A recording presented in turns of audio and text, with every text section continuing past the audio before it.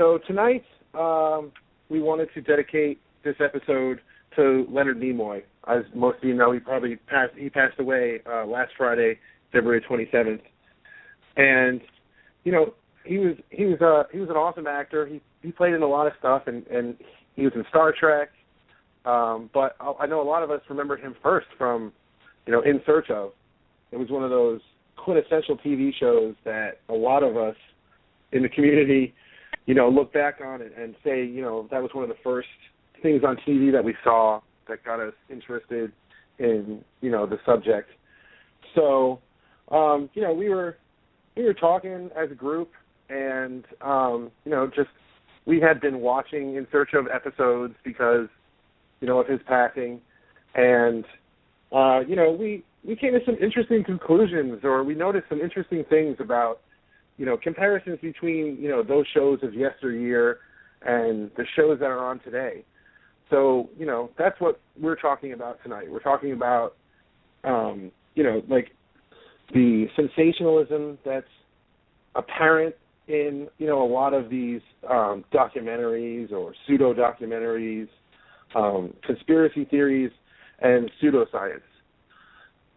So when we were talking about In Search Of, we had noticed that they have this huge disclaimer on the front end of their intro for everybody in the world to hear.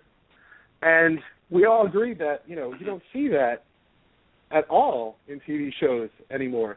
Like, here, we should play it so everybody can hear it. Hold on. So, right in the beginning there, what was it? Chain based on what in conjecture? Mm-hmm. Yeah. I mean, it's very cool. Basically, I'll read it off. It said, this program, the program conducted investigations into controversial and paranormal. Oh, actually, I'm reading the wrong thing. Sorry. Well, basically, I'm reading the wrong thing here. But basically, there was a disclaimer out the bat saying that there's no absolutes and there's theories, and by no means they're just kind of showing an avenue. And I really appreciate that disclaimer because you don't see that, like you said, Russ, nowadays. You don't see that. And I know we're kind of talking about like a TV show here, but I think a lot of this applies not just to TV shows, documentaries, but also to, in the field investigations and what researchers do nowadays. They don't have their own personal disclaimer. Everything's kind of factual, or we know this when it comes to cryptids and these mysteries, when in fact it's a cryptid and it is a mystery. There's little evidence, if any evidence, out there to go off of, and so there's no personal disclaimer. TV shows and documentaries nowadays, they want to shove all this stuff down your throat as fact. They kind of hide that little disclaimer, and they to get away with it time and time again. Today it's a mockumentary. It's not a documentary, and that's a new word to the English language.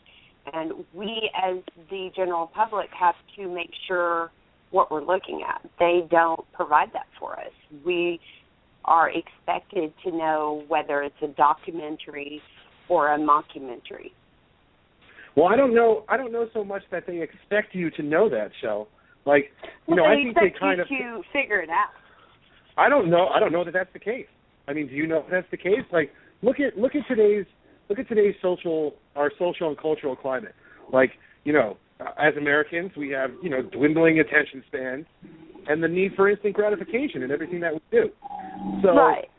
When you combine those two things, I mean, who knows why that has happened? I mean, it could have been the entertainment that we digest, the onset of reality TV. I mean, who knows what? You can't really blame it on any one thing, but it's there. You know what I mean?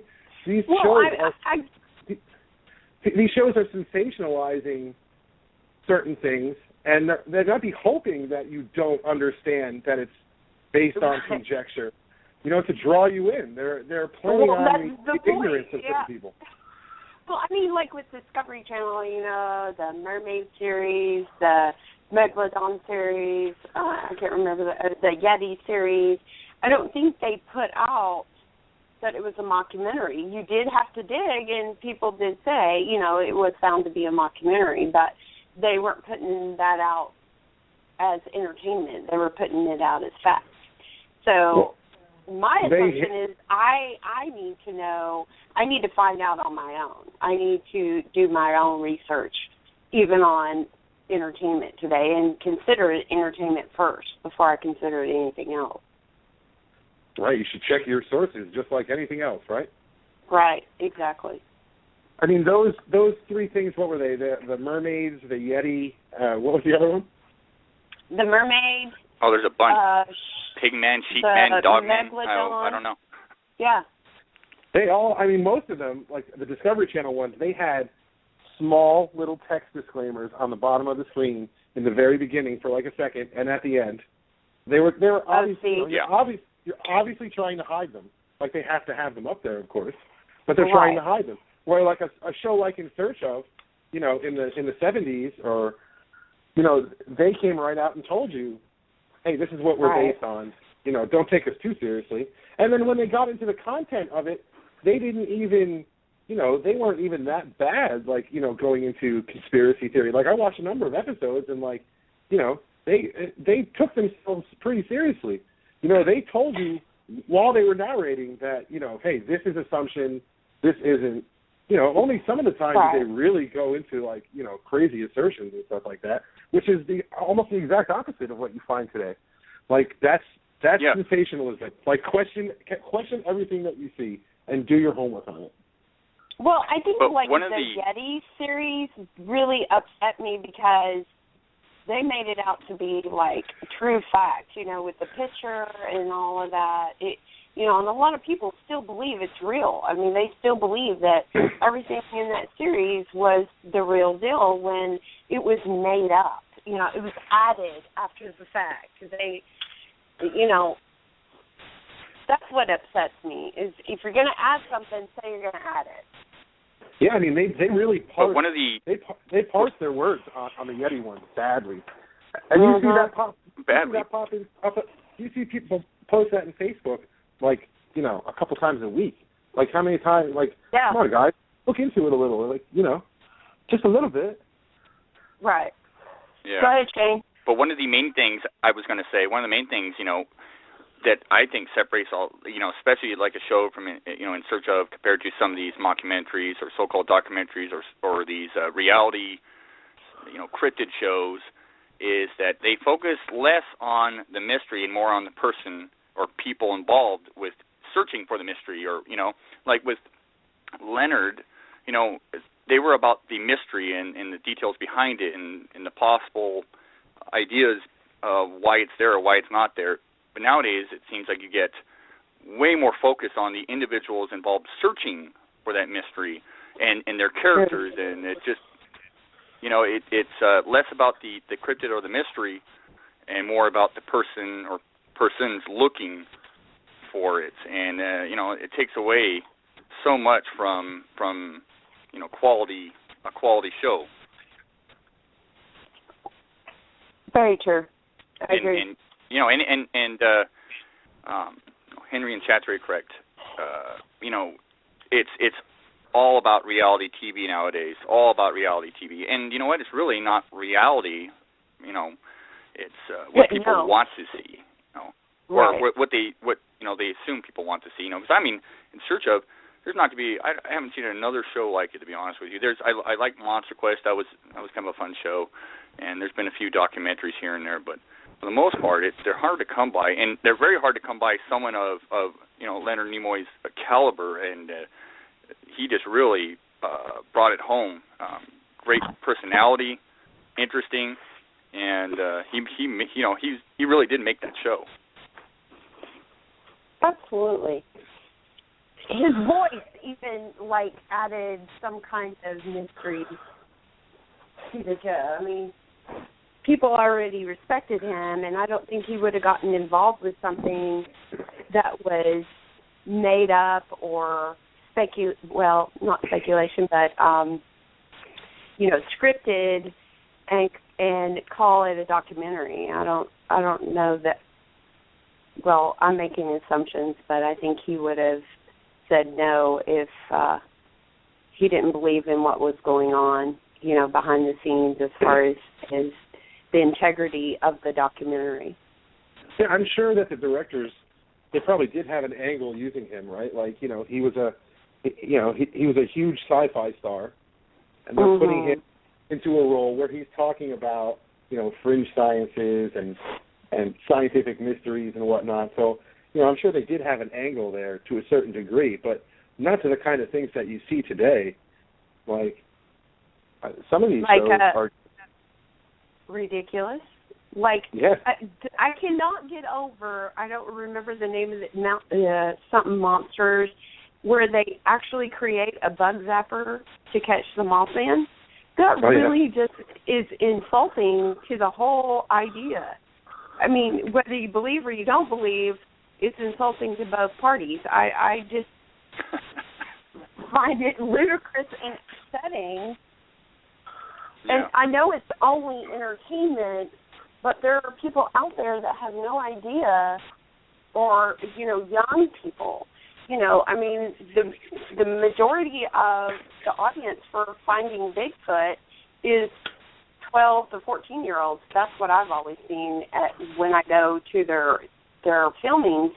And if you're teaching kids that you can catch Mothman with a bug zapper, I mean, that's really just insulting to the intelligence of the general public. Yeah, you're really feeding the hearts and minds of tomorrow and stuff like that. Yes. Even though it's considered entertainment, it's still, and randomly shooting off high-powered guns into the darkness. I mean, that just isn't entertainment to me at all. That's irresponsibility. I think, there's a weird disconnect, right? Like you see, when you're on Facebook or talking to researchers or whatever you're doing to research Bigfoot, you'll see this weird disconnect where people will post episodes of mountain monsters or underground monsters or Finding Bigfoot or whatever the hell else, and there's no line where people go, okay, this is fake and this is real, this is entertainment and this is not. I'm looking at this for knowledge purposes. I'm looking at this for a laugh. It's all just smashed into one now. Why is that just the climate that we have now, where nobody really researches much and they'll buy into whatever's on TV and then, just throw that in there with what they believe? I don't know. It seems like a huge mishmash, a casserole. It's all blurred lines. Unless you just sit back and think to yourself, what would I accept in any other scenario? It's funny because when you start talking about Bigfoot and cryptids in general, people accept a whole lot more in that scenario than they would in their general ideas of what goes on in everyday life or wildlife. We accept these crazy ideas about cryptids and Bigfoot and Mothman and, whatever, and want to, make it into something supernatural. And I don't understand that at all. But also, you got to look at the numbers. How many people actually take cryptids seriously compared to those that they just, want to laugh and a little bit of a shock maybe or just kind of interested. We get offended sometimes to some of these shows, but I think your vast majority of people really don't because it's not something they take all that serious. And so that's why, these producers But don't you want that little tiny bit of an idea placed in that person's head that doesn't necessarily believe and that looks at entertainment as entertainment to maybe think there is something to it? I mean, that's the point I'm trying to make. I don't expect non-believers to believe us just because we say or because we find evidence or whatever. But I don't want every show out there to make a mockery of something that there are a lot of people in the world let's discount Facebook altogether. But there are a lot of people that believe that there's something else out there. It doesn't have to be supernatural. It doesn't have to be anything above and beyond wildlife in general. And when you start making these supernatural claims and placing that in the eyes of the general public, they're never going to take us seriously. Or the idea of Bigfoot. They don't have to take me seriously. I don't care. I agree with you. I've done, and you've been involved with them too, Shelley. I've done Finding Bigfoot shows, and I've been involved with them, and some of those guys are good friends of mine. And it is TV, but those guys do take the subject seriously. But they also get paid to travel around the world and do a lot of fun things. So I can get where, and the producers and whatnot have the last word. For me personally, I couldn't do a show like that. I've been approached by not a whole lot of shows. I was approached probably about 6 months ago for a show, and I was in correspondence with this particular female, and we were going back and forth, and finally I said, I need to know location. I need to know how serious you guys are taking this. What's the content exactly about? She kept beating around the bush, and I said, well, then I'm not interested. I'm out. First of all, I personally don't want to travel. I got to, I do all my research here in Oregon, Washington, and whatnot. I don't need to travel anywhere else. Don't really feel like that's going to do the subject. I hate you. Service. Right, I completely understand. Yeah, and especially when they say, this is a serious show, and then they're like, well, can you, are you interesting? Can you, are you good in debates and stuff like that? And I start reading where they're going with this, and I'm like, you know what, I'm out. You want controversy, you want heat, you don't want to talk about the subject, you want to make it about me or someone else, and then it's not about the subject. So I'm out. It's all about Shane, and that's how it's all about Shane Corson tap dancing and soft shoeing on TV. That's what it's about. Well, you know what? I really do not have a problem with Finding Bigfoot as the show. I really don't, because I don't think they make up any claims. They simply put forth what witnesses have claimed, and I know Matt Moneymaker says there's a squatch in these woods, but that's his opinion. Nobody takes that show that seriously, but when you put other shows on that make you perceive the idea that this is fact or this documentary or, this is the way to do things, then I have an issue with it. All right, so this is my take on it, right? They had the BFRO, they had a serious project and group beforehand. All right, they spun that off into a TV show, whatever their motivation was, whether they thought it would allow and it them wasn't anybody that's on the show. It was the producers of the show that made it a spinoff. But go ahead. Right, but they're the ones that decided they want to do that show. You know what I mean? Like if Matt and Bobo and Cliff didn't want to do that show, there would be no show. So they're okay with that show. But they have never made the distinction that, hey, our show is for entertainment and our group is serious. So the two, in people's mind's eye, they mash together. And no wonder why people think that both represent one another fairly. You know what I mean? Like, they'll complain that, Finding Bigfoot makes us not look serious, and then, in the next breath they'll say something like, Finding Bigfoot has allowed us to branch out and this and that. Like, okay, maybe if you were a little more explanatory with, what you were trying to do to begin with, like search of, put a disclaimer right on the front of it and say, this is this and this is that. And then people wouldn't equivocate or conflate the two things. But sometimes I think the disclaimer is just who they have on the show. Yeah. That's a big disclaimer. And on Finding Bigfoot, that I think they all believe pretty much what is presented on the show. I mean, Shane, you've talked to all of them. I've talked to all of them, and they claim a whole lot more outside of the show than what they do on the show, actually, as far as individuals.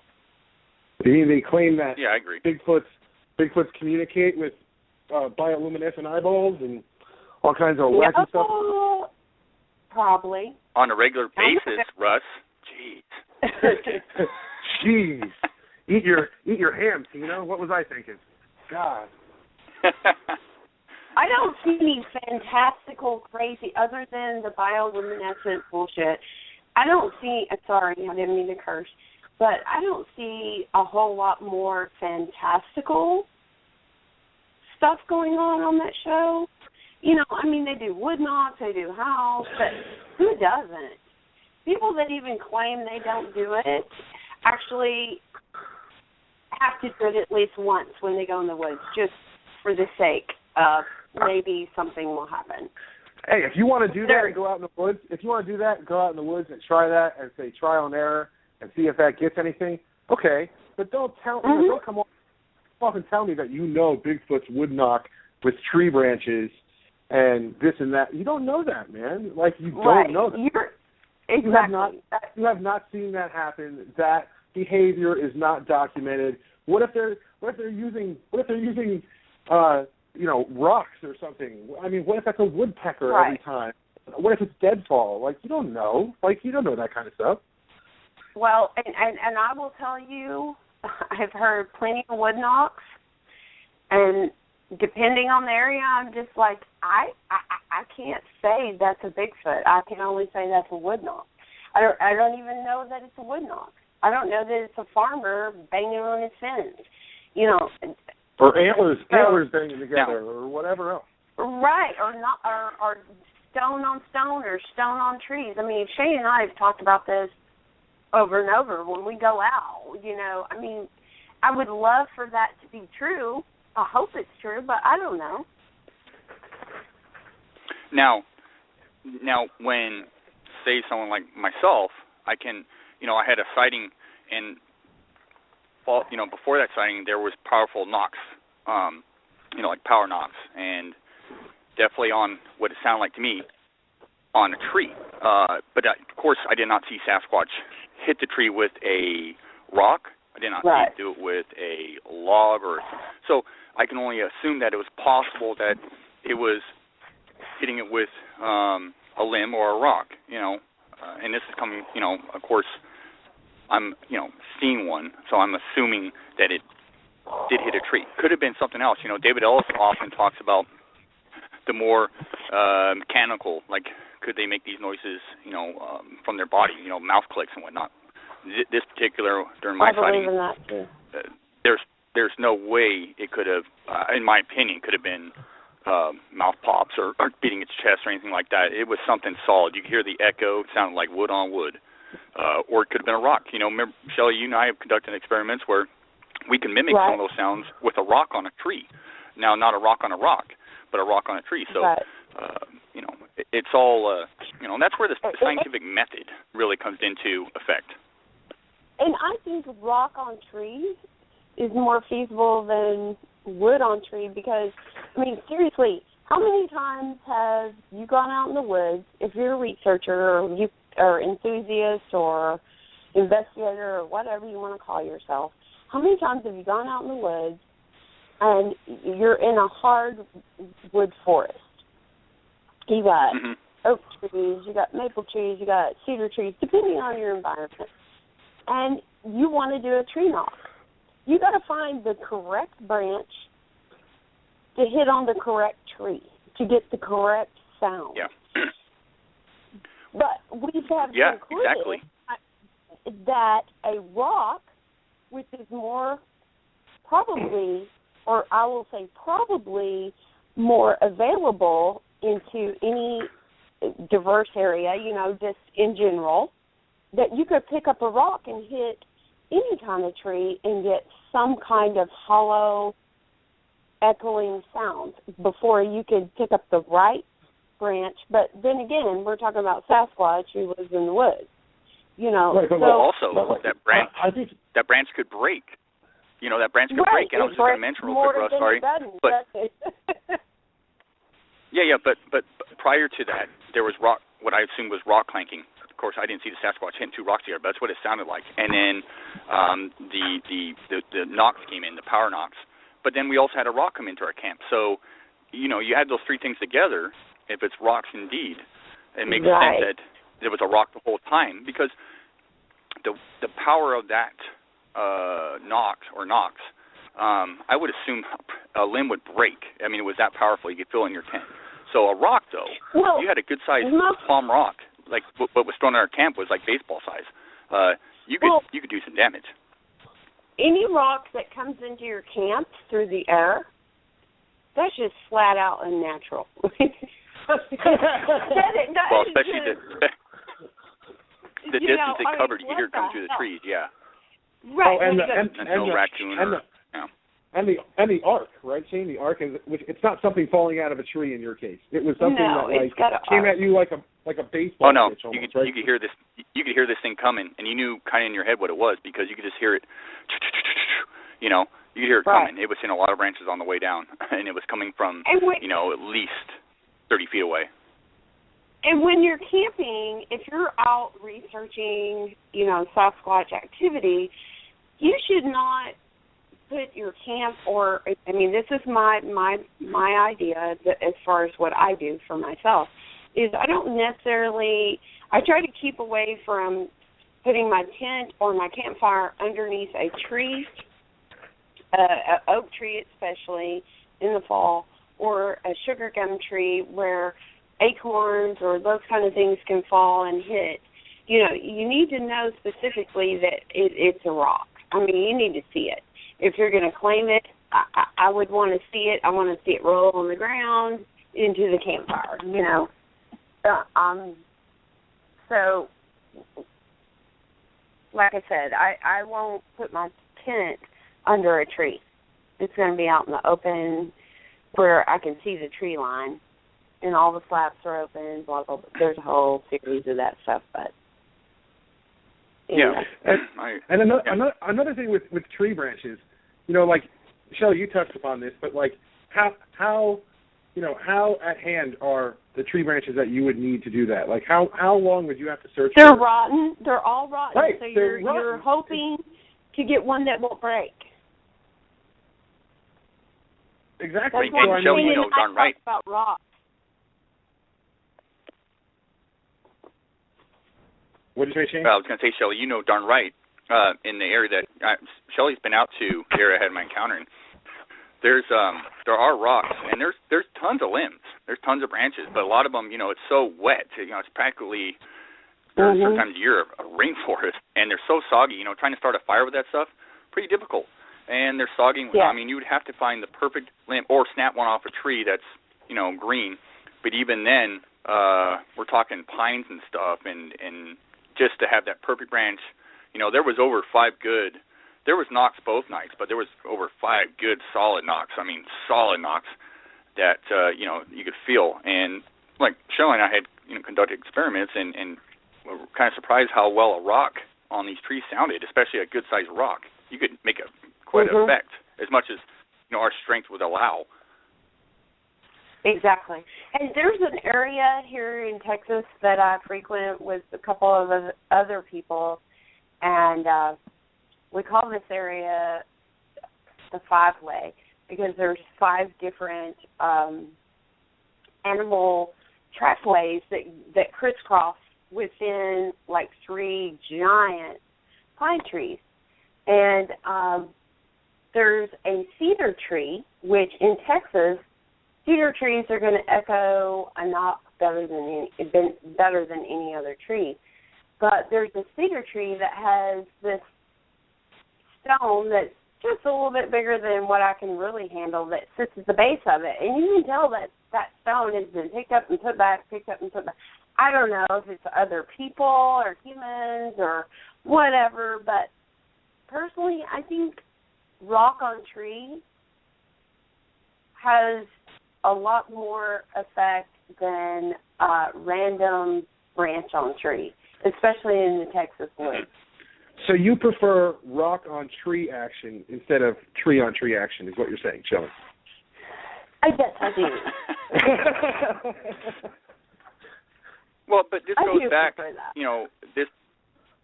This sort of thing is the scientific method, You do your background research, you construct a hypothesis, you test your hypothesis by doing an experiment, you analyze your data, and you draw a conclusion, and, communicate your results. Now, right.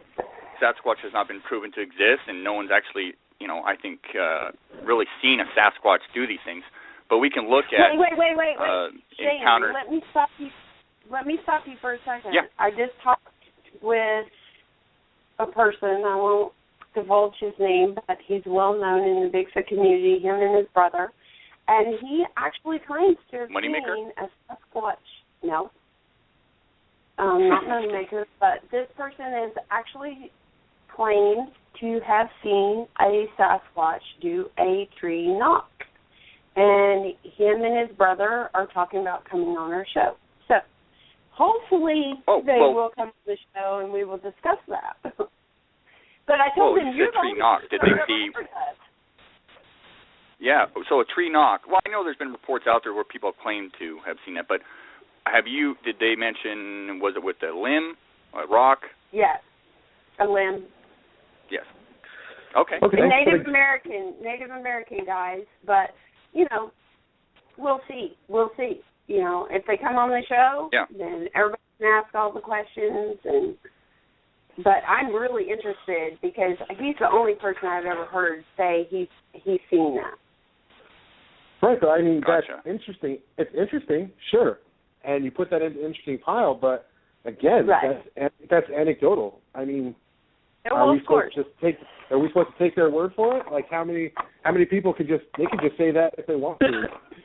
like Shane says, scientific theory, it's got to be reliably repeatable, verifiable. Repeatable. And you have to be able to make accurate predictions from the results that you get. Yes. From the mountains of evidence that you collect. And one anecdotal claim about them seeing, a branch or whatever, them seeing a Sasquatch with a tree branch knock against a tree. I mean, that's not reliably repeatable. It's not verifiable, and you can't make predictions on it accurately. I don't know. But I think that's a perfect time to segue into the pseudoscience aspect of what we were talking about. So, absolutely. Well, sure. I just wanted to mention before we go into the pseudoscience about the NOAC report that just came out with their recordings and their 2-year-long observation, which I know for a fact that they keep someone on site 24/7 so many months of the year. And I think that's great research and the correct way to do it.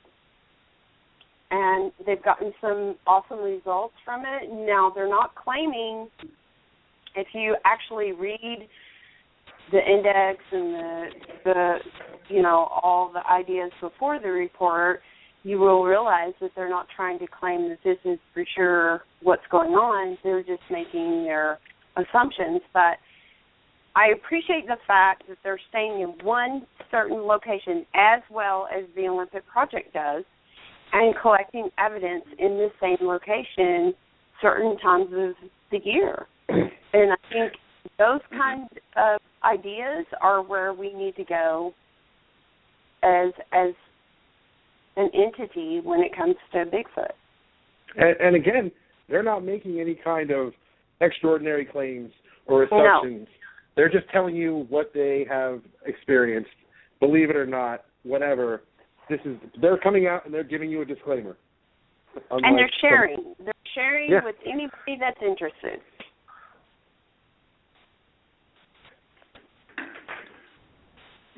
Yeah, okay, I mean, I really enjoy. I read a good portion of that report that they put out there, and it's very detailed, very well done, and I know it's taken them quite a considerable amount of time to put that together. So kudos to them and whatnot. So and that's what's kind of needed. And I'm not even done reading it yet because there's just too much to take in, especially if you take the subject serious. You got to really look at that document because it's pretty detailed. And some of their audio recordings, I think, are fantastic, and they mimic a lot of the audio recordings from the Olympic Project, and also, recordings that I've taken personally, and also with the Tillamook group that I work with. They all mimic the same sort of the sounds that we hear, that we sometimes possibly associate with Sasquatch.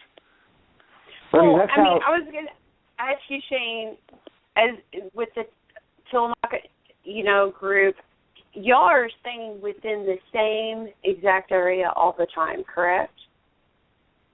Yes, and now we don't have somebody there like NOAC does 24/7, but we have a presence there quite frequently, and I mean by quite frequently, if not weekly, bi-weekly, for extended amounts of time. So, it's about as good as you can get for people that have day jobs. You don't have Larry chained to a tree out there right now? No, I had to take a shower and stuff. He had to take a bath. Yeah, he had to take a bath and a shower, so he gets the weekend off. But next week, he's screwed. But the important thing for me, looking at all these different projects, and these different groups, is what I'm interested in. For what I'm looking for is patterns within the same area, because as a scientific idea, don't we need to try to replicate the same result from the same experiment over and over and over? Yeah, but I think what's also important about that, yes, that is what needs to be done. But groups like NOAC and the Olympic Project and your group, Tillamook, man, it's like you guys are all about collecting as much data as possible. Not just observations that you guys are seeing in the woods, but things like barometric pressure and temperature and GPS. The more data that you can get, the more accurately that you can correlate, what's happening again and again, and what two variables are happening at the same time. And of course, correlation doesn't imply causation, but that's the start of how you create, accurate patterns, and you can really start to accurately, put prediction models together. Well, yeah, exactly. I mean, science is so tedious. It takes so much time. Look at the work that Jane Goodall did. She shattered people's beliefs in chimpanzees. I mean, people thought chimpanzees were simple, this and that. She showed chimpanzees, after extended amount of research and extended amount of time in the field and being around them, that they actually use tools and stuff like that. Nobody knew that.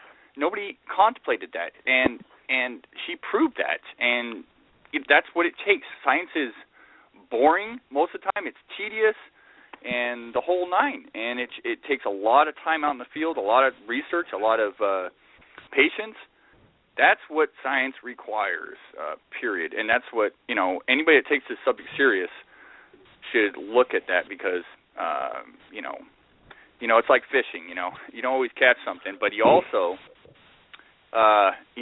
you also spend a lot of time out there studying what your techniques and whatnot. So science needs, you got to follow the scientific method, and you have to hypothesize, and you have to experiment, and you have to do a lot of different things, and you have to do a lot of research.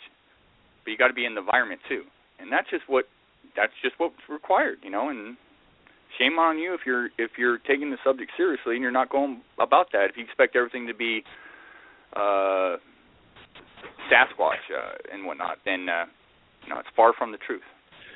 And even the best researchers, they can follow the scientific method in application in the field, to the highest degree. But when some of them start taking their analysis and making presumptions and assumptions and making logical jumps from those, that's where your scientific method ends, right there. There's more to the scientific method than, just how you, come up with a hypothesis, try to turn that into a theory. I mean, when you're writing a scientific paper, you have to, analyses are done on the results, And then you have to link those conclusions together logically, and you have to show causation. You can't just say, well, it seems that this happens when this happens. Like, you can follow the scientific method in the field all you want, but when it comes down to, your analysis and what you think is happening because of that data that you collect, that's a different story. I mean, you still have to follow the scientific method of that. And I find, like, less and less people doing that. Like, there are only a few groups that I really, really, have confidence in because they continue to do those things. And I mentioned those groups already. Like, NOAC is one of those groups. The Olympic Project is one of those groups. Like, those are the groups that will, take the scientific method all the way to where the evidence leads them and, not make presumptions or absolute claims or positive claims when they don't have the actual causal data to show that. And I mean, anything other than that is pseudoscience. That is taking pieces of science and cherry picking those pieces, and then throwing a bunch of other stuff in there because you think it sounds good or whatever motivations that you have. Like, I mean, some of these people. I mean, like, look at how many times have you guys seen that video Neanderthal profile of a super predator pop up? Oh yeah, perfect example. Like, I mean, that's been debunked time and time again by accredited microbiologists and other people. I mean, that guy that made that, Danny Vendramini, he's not a scientist. He's a theater director and a TV producer. The guy's got awards. He knows how to inject just enough science to make it believable, and to play on the scientific ignorance of the general public and the layman. And that's pseudoscience right there. People that run around and spout the word quantum all the time and think that that's going to impress people and that means something. That doesn't mean anything. The word quantum doesn't mean anything. It doesn't mean that Sasquatches or ghosts like hop dimensions or turn invisible. If you knew what quantum meant in context, then you wouldn't be using that word to describe whatever you think Bigfoots are doing. I mean, outside of Bigfoot research, you have the tax ghost hunters organizations, and they claim. I mean, I know it's not Bigfoot, it's not cryptid, but it's still fringe science stuff. They claim that they follow the scientific method, and that couldn't be farther from the truth. Like, you think that you have an EM meter and it goes off, that means there's a ghost? Like, that's the most. How is that not like in correlation? If it's not anything. Yeah, the ancient aliens guys, the dude with the big Giorgio with the big hair, claiming aliens did everything. Well, I mean, you have some evidence, and it might be interesting evidence, and it might not be explained yet, but you're jumping to a conclusion. You're using science to get people to a certain mindset, and then you're dropping this bomb on them. Aliens did it. Yep, aliens did it. It can't be any other way. What else could have done that? Right. Which is a big fallacy. Yeah, some of the issues.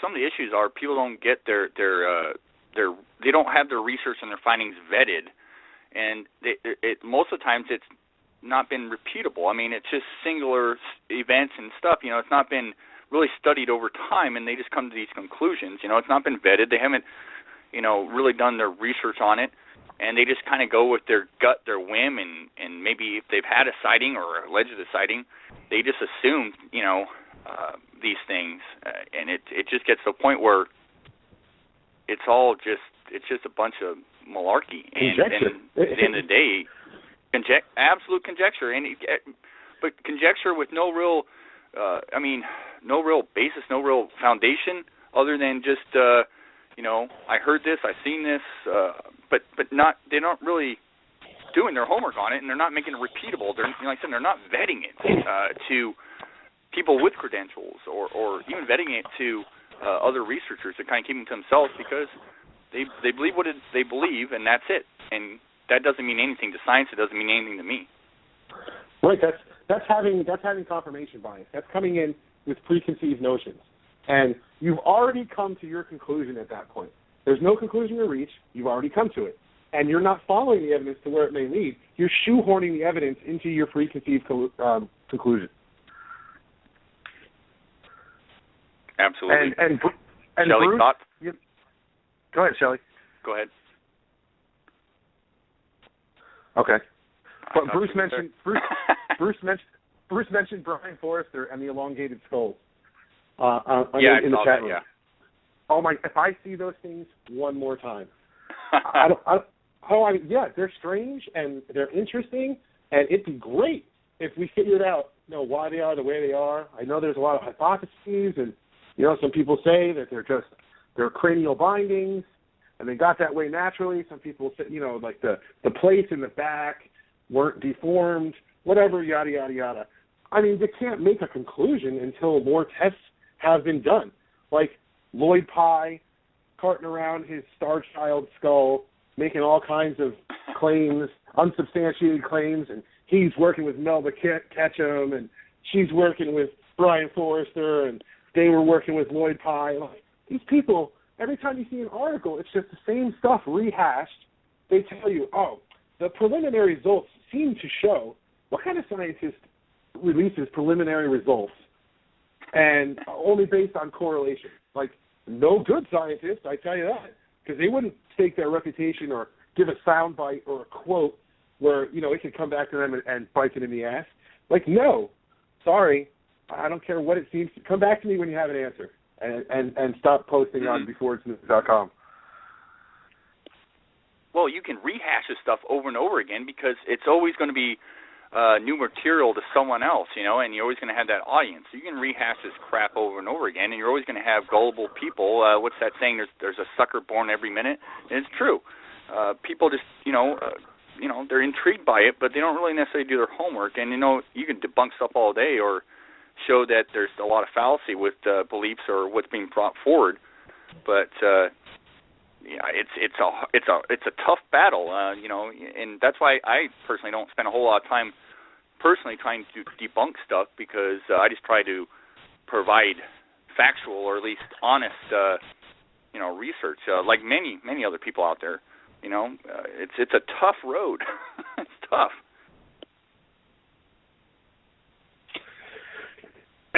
It is tough, and a lot of people have a problem with not being able to answer something, with saying, I don't know, with not being able to come up with an explanation.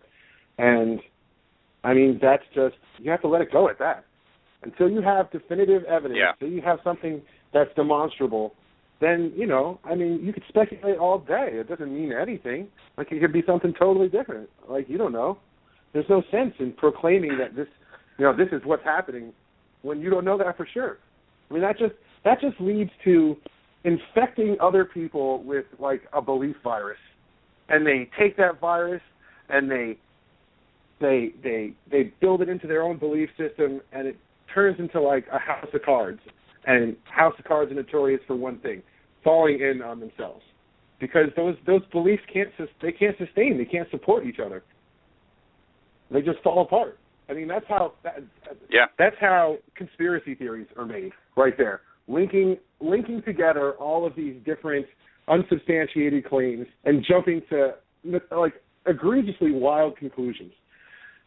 And, I mean, we see that all the time. Like, and people will say, well, what else could it be? I don't know what else could it be, and neither do you. So your answer isn't any better because it's not supported by any evidence. Like, how sick does that make you guys to see people just fall into that mindset? Like, I don't blame those people. I just think that, their mindset could benefit so much more if they just cleared it of all this, this garbage nonsense. Yeah, but it's going to be continually put out there. It's been, this is not a new phenomenon. It's been around for years and years and years. Unfortunately, you have all this publicity with TV shows and the online community and stuff, and it's just pumped out there constantly. And before you know it, people are swimming in a sea of just chaos of both maybe a little bit of factual evidence or factual stuff and then complete crap. and everybody's out there trying to make a name for themselves, and there's no real. It's hard to really pick apart, especially if you're somebody just coming into this, arena of cryptids and mystery. You really don't know where to go, and you think you latch onto something before you know it. You're kind of sucked in, and it's really fortunately there are groups and people out there doing the right thing and doing a good job at debunking some of this junk, and I appreciate those people. Some of them are my good friends, but it's like I said, it's a tough road. All a researcher can do is plug away and just don't fall into that trap. You don't need to be the name out there. You don't need to be the head honcho, and you don't need a lot of followers or anything. If you're doing things the right way, Jane Goodall, I use her as an example because, she wasn't like the popular candidate in a lot of ways to do the research and stuff. She wasn't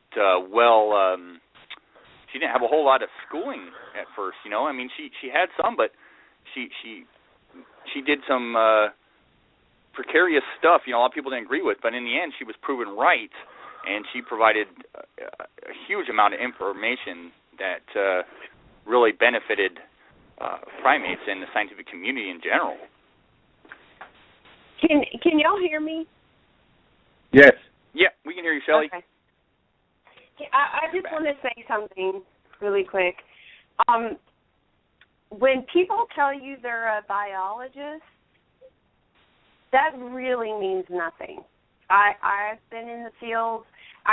Personally, I haven't been doing this as long as Shane or Cindy or Russ or any of these folks, but I've been in it long enough to know the difference between emotional assumptions and factual assumptions. I paid attention in school. I don't have a degree. I understand that a biologist is just as human as anybody else. And just because they tell you they're a biologist doesn't mean you have to take what they say as fact, because they make human mistakes just like everybody else. And I find that more, quote, biologists try to make us believe that what they find is factual, and I find offense to it.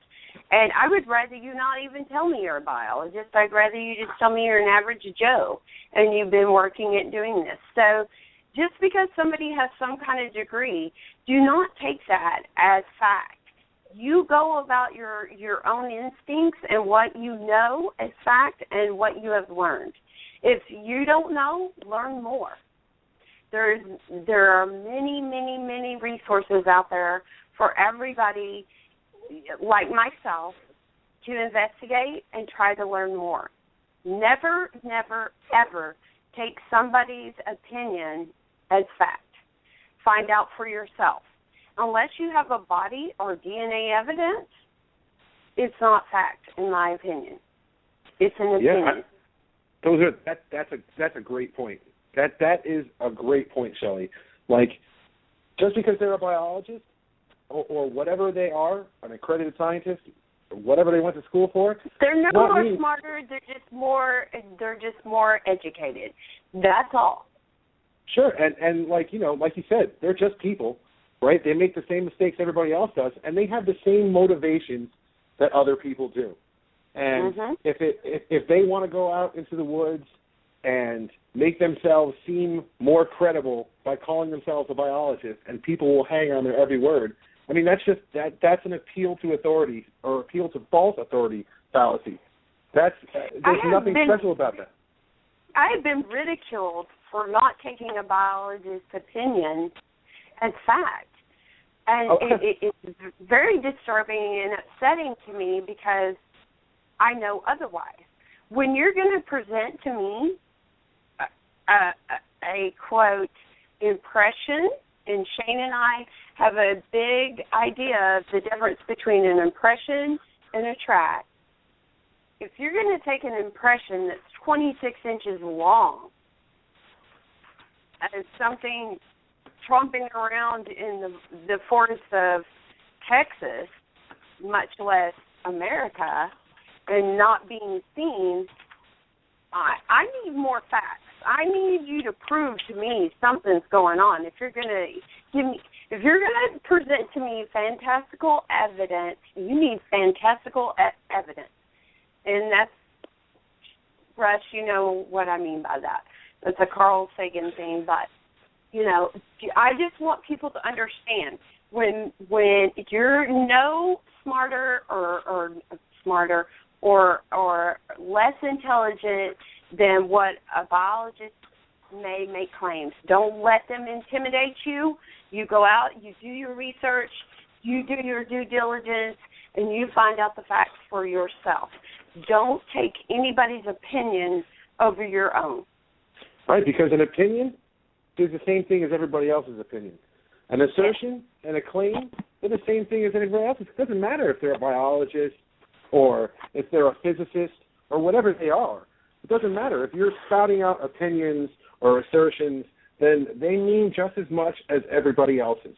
And that's a huge thing when, people, like some people, they think that, since it's science, you have to just take what the scientists say. No. Science is detailed out so that you can go investigate it for yourself. You can read those papers. You can check those experiments. You can read the results. You can see the correlation and the causation yourself, and you can say, okay, that is why this happens, and this is true. And you should always check your sources. It's not being on the side of science is not faith in something. Like, there is demonstrable evidence there. Like, you're following that evidence to its conclusion. And just because a scientist said it does not make any of that gospel. Check your resources and go check out those papers and read them for yourself. I mean, I'm not saying that, not all of us are probably most of us aren't equipped to go, read a paper on particle physics or whatever, but, the research is there, the data is there, the analyses are there. Right. I think Spock said it well. Humans are illogical. Yes. And that's the whole point. It's all human behavior, that we're doing, that we're using to conduct our research. And it's very hard. I mean, it's very hard for me, even when I consider myself a skeptic as far as evidence. Y'all know that I believe in Bigfoot, but I am very doubtful as what is brought forth as evidence of Bigfoot. And so I really try to do my research on wildlife behavior because Bigfoot apparently lives in the woods. So do as the Romans do if you live in Rome. I mean, that's the way I conduct my research. If a biologist tries to tell me something that is his opinion or illogical or just something way out there, or he has not sit there and done his due diligence and repeated the experiment over and over and over and got the same result, I'm going to question it, and so should everybody else. Don't let someone intimidate you by their intelligence level. But then again, don't go into the realm of fantastical. Stick with the facts. Facts are what are going to bring it forth. That's what's important to me.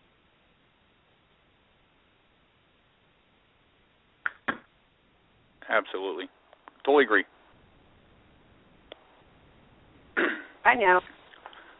I know. Well, I'm just saying I know because when Shane and I are in the woods together, we don't even have to talk. We understand, and we totally click. I mean, it's just so cool to be with someone in the woods who gets you. You're not trying to provoke or make claims of something that's happening that really isn't. It doesn't matter. I mean, personally, I've been doing this for a few years now, and do I put anything out there that is any kind of claims? No, because everything I find, I feel like, can be explained by natural occurrences or wildlife occurrences or whatever.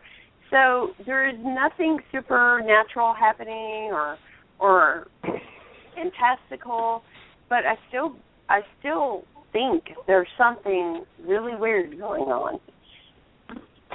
But Shane and he understands that. Oh, go ahead, Shelley. Yeah. It's as close to mind speak as you can get, I guess. Purple Rose said that in the chat. I thought it was funny because it's as close as you can get to mind speaking. You just understand. You have a mutual understanding, and you have the same goals and objectives, and you approach it the right way. So, go ahead. I guess, Shane, guys. Shane, do you remember when we had the parabolic up on the hillside, and the fire was going, and we're sitting by the lake, and all of a sudden we hear this, like, rock clacking, and we're like, shit, that's rock clacking. I mean, we all kind of thought that in the beginning, me, you, Larry. But we didn't stop there. We didn't stop. We continued to investigate. Is that really rock clacking? I went up on the side of the hill and listened, and we came to the determination that it was actually the fire crackling that we thought was rock cracking, and we all came to that same assumption. We knew that was what was going on, and that's what researchers, enthusiasts, investigators need to do. If you're going to have someone there with you, you need to have a skeptic, someone that's going to tell you, no, it can maybe be this, it can maybe be that. Discount everything that you think could happen, and then go into the Bigfoot aspect. Get rid of everything else first. Get rid of it. Yeah, I would go. I would go a little farther and say you should only go into the Bigfoot aspect of it when you have demonstrable proof, demonstrable evidence that it is Bigfoot. Because even if you discount everything else that you know, then you've come to the point where you say, I don't know, and that's when people start making logical leaps and assumptions, and they come to all kinds of crazy conclusions that are unsupported. It's when you have that evidence that shows causation, that shows this is definitely what it is. That's when you can attribute that to when logical leaps are made are usually by very, very young people. Science is usually discovered by those that are under the age of 30 or something like that. I read a thing on that.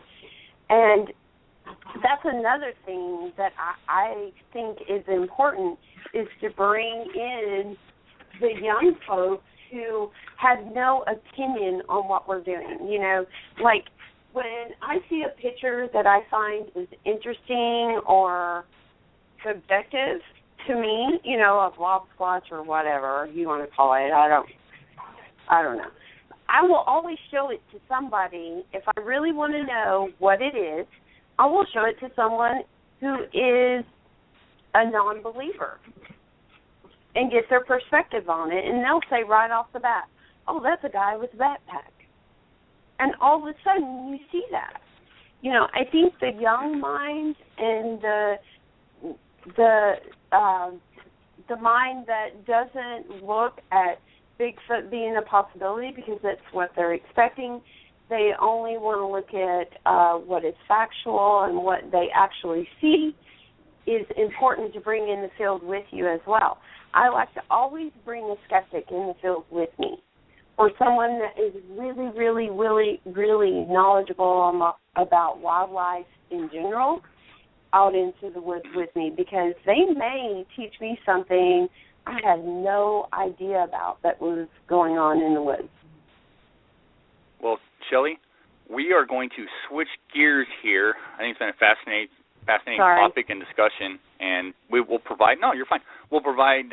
We'll maybe do this again because I think we got a lot more to cover. But we're going to switch gears here and bring William Allen Barnes onto the show.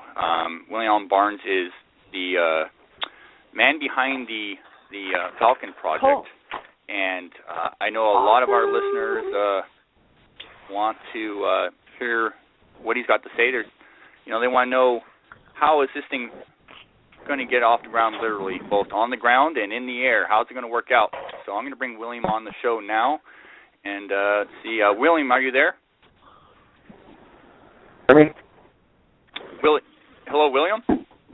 Can you hear me? We can hear you Yes. loud and clear. We can hear you, bud. Okay. Yeah. I got my earphones on. Yeah, I was told I was supposed to be on. Oh, no, that's no problem. I was told I was supposed to be on this show. So. Well, there's a lot of people. You're here now, and well, you're here now, and there's a lot of questions. Hang on, yeah, go ahead. Russ, do you want when William gets squared away here, do you want to kind of lead? Yes, we can still hear you. Yeah. Okay. So William, I've been following the post in Coalition, and some of those. I mean, I'll play the token skeptic, I guess, to ask you some questions and see what happens out of it. So there seem to be some good issues that people take with the Falcon project and the blimp in general. So what do you have to say to those people that say that if the blimp is aeronautically faulty, that the dual catamaran system is unproven, that it can't fly? Well, it's kind of funny that these guys are experts, so I can tell you how all this. Go ahead. I mean, anybody. I mean, if somebody does have a background in aeronautics and they understand the processes, then doesn't that make them an expert in aeronautics? Well, airship is a different industry in its own, but I'll explain how this happens. These guys want answers. I'll give them answers. When I started this, I thought a single airship would be perfect for this. However, the company I was working through in California sent a message to Steve Barkley in Canada, which he's still in business. His website's down. He has a business license. He still does blimps. So, these people who say he's not in business, let him keep saying it. I talk to the guy on a regular basis. Now, his design was made for Hollywood for filming in the air, and at the time, FAA rules didn't allow drones to go over 400 feet. However, the future is coming, and you can see it. It's on the news all the time that these will be used commercially. The dual airship as a concept has been around for a long time, and it has been done before. Actually, there has been one made or two of them made, and there's other concepts out there. People just need to dig for them on the internet, and then you'll find them. Now, this gentleman, Steve Barkley, has been doing this for up to 20 years now. And, I have people on this site that's saying it's a rip-off, it's you're taking people's money. I'm letting that slide a little bit. They can say what they want. We have an understanding at the university with Steve Barkley, if don't fly, we don't buy. So if it doesn't fly, we're not paying for it. However, we have to send a licensed pilot up there to be trained when it's built. So we can have a trained pilot to bring it to America, FAA rules. And also they want to know, how can I fly above 400 feet? If I get in the air, as they say. Well, hold on. Let's take it point by point. Okay, so the dual catamaran system, you say it's been proven, it's been done. Oh yeah, now, it's been done. You dig around on the internet for it. I've done some digging. Other people have done some digging, and the only thing that people can really find are experiments done in the lab with a scaled down model. And that's right. That's not. I mean, William, that's not proven. That's not Oh, proven. no, that's not. I have no qualms about that. I have no qualms of not being proven. All I know is we have faith at the university on this guy pulling the job off for us, because this had to be recreated for our project. It had to be redesigned. Then why go around saying it has been proven if it hasn't, admittedly? I've never said it hasn't never been proven. No, you just said you have no qualms with it not being proven. And then before that, you said it was proven. No, it's actually, the design's been done before. In fact, there's a company out east that's has seen this design. He's been doing it since 1969. This concept has been out there. Not outside the lab. Explain. Not outside the lab. Well, I really can't. I'm not going to say not outside the lab. There's no way I can say that, honestly. Okay. I am saying the design I've already seen. And the design is by Steve Barclay. And he does have a industrial market on it worldwide. And he wanted to put it out in Hollywood because what did it cost to rent a helicopter? $1,500 an hour? So he was trying to figure out a way to save the filming industry a lot of money, which looks like it's going to come pretty soon, actually, because of the drone commercialization. I think this year is coming anyway, so it doesn't matter to me.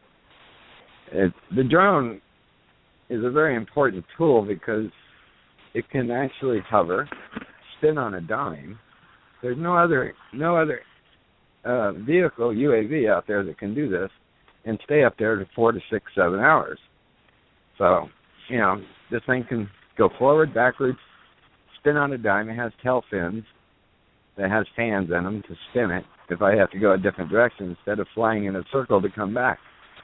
So this thing is made for our project. It has been designed for what we want to do. And, right, but I mean, we haven't even got to the point where it's been proven that this thing can take off yet. I mean, I've seen. Well, the day it's built, when we have enough money in the funds to pay for it, and here's another question that came up. Why isn't it built? Well, the money goes to the university. It's a nonprofit organization that we have. We have to have all the money in the university before it can start to be built. The university is not going to put a deposit on it and be responsible for the rest of it. So we have to have all the money in it. So it would have been built a long time ago. But your estimations are about 5 to 6 months after the ground crew is active that you'll have the money to have this thing built, and it'll be airworthy and in the air 6 months later, right? Well, actually, it has to be certified before it comes to America by Canadian Aviation. So, of course, it's going to be flyable before it comes here. Of course, sure, but it has to be. But the estimation of 6 months is still pretty accurate, and you consider that accurate information. So that's my accurate information, not anybody else's, because we have a lot of benefactors looking at us right now. Because, I mean, a lot of people are concerned that this project was touted. The main call on this project, your claim to fame is this blimp. This is what the Falcon project has been for years. This blimp and its amazing abilities. And some people are concerned. Now you have people on the ground for 6 months, and you've gotten this promotion about this blimp, and it's only going to be the ground project, and you're not going to be able to get the money to get the blimp in the air. What do you mean we're not going to be able to get the money? I got benefactors looking at me right now.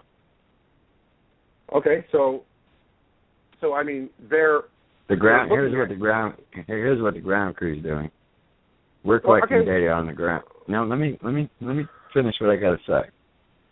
There's no sense of sitting around doing nothing and waiting. We might as well start collecting data while we can. And we're putting people in remote areas where researchers don't go. and they're going to go for 6 months out, 2 months off, 6 months out, different areas each time. And we're going to collect data. And as we get the drone built, whenever we do, we can go back to these spots because we already know the data. We already know these creatures exist in those areas. We already have the evidence they exist in these areas. And we can go back. And we're only... You have the evidence they exist in these areas. We are only going into areas that are not deep forest. These creatures live in all types of territory. They don't live just in deep forest. I mean, these people think, oh, you're going to fly over these forests, you can't see the forest floor? Of course not. Why should I waste my time to fly over a forest that I can't see the forest floor? But your original claims on the blimp was that the infrared camera was going to be so strong that it would penetrate any canopy, or most canopies. Oh, no. You did. So why is this changing? No, wait a minute. Hey, I don't know where you got that from. You're going way off balance on that. I got it from you talking on TV about it. No, you got it on TV by saying on American Book of Secrets, I said I can see in between the trees, not through the trees. I corrected that earlier because a gentleman on the site said, oh, through the trees. Well, no, you can't see through the trees. You have to see in between the trees. Now, where we're going, the places where we're going, where you have evidence that these creatures exist. Do we have evidence? There's plenty of evidence these creatures exist. I know they exist. Oh, there's evidence that they. I mean, that's a huge claim in itself, right there. That there's evidence these creatures exist. Let's back up just a minute. All I know, in '97, I got to see one 3 feet away, and I spent 5 years in the backcountry, and I found signs of these creatures all the time I was back there. I've tracked them, fresh tracks, less than 7 hours old, could have tracked it all day, and it was just amazing. So, don't question me that they exist or not. Because No, I am going to question you, because that's what everyone should do. If someone makes a claim, then everyone has the right to question it. You can question it. I'm going to tell you they exist.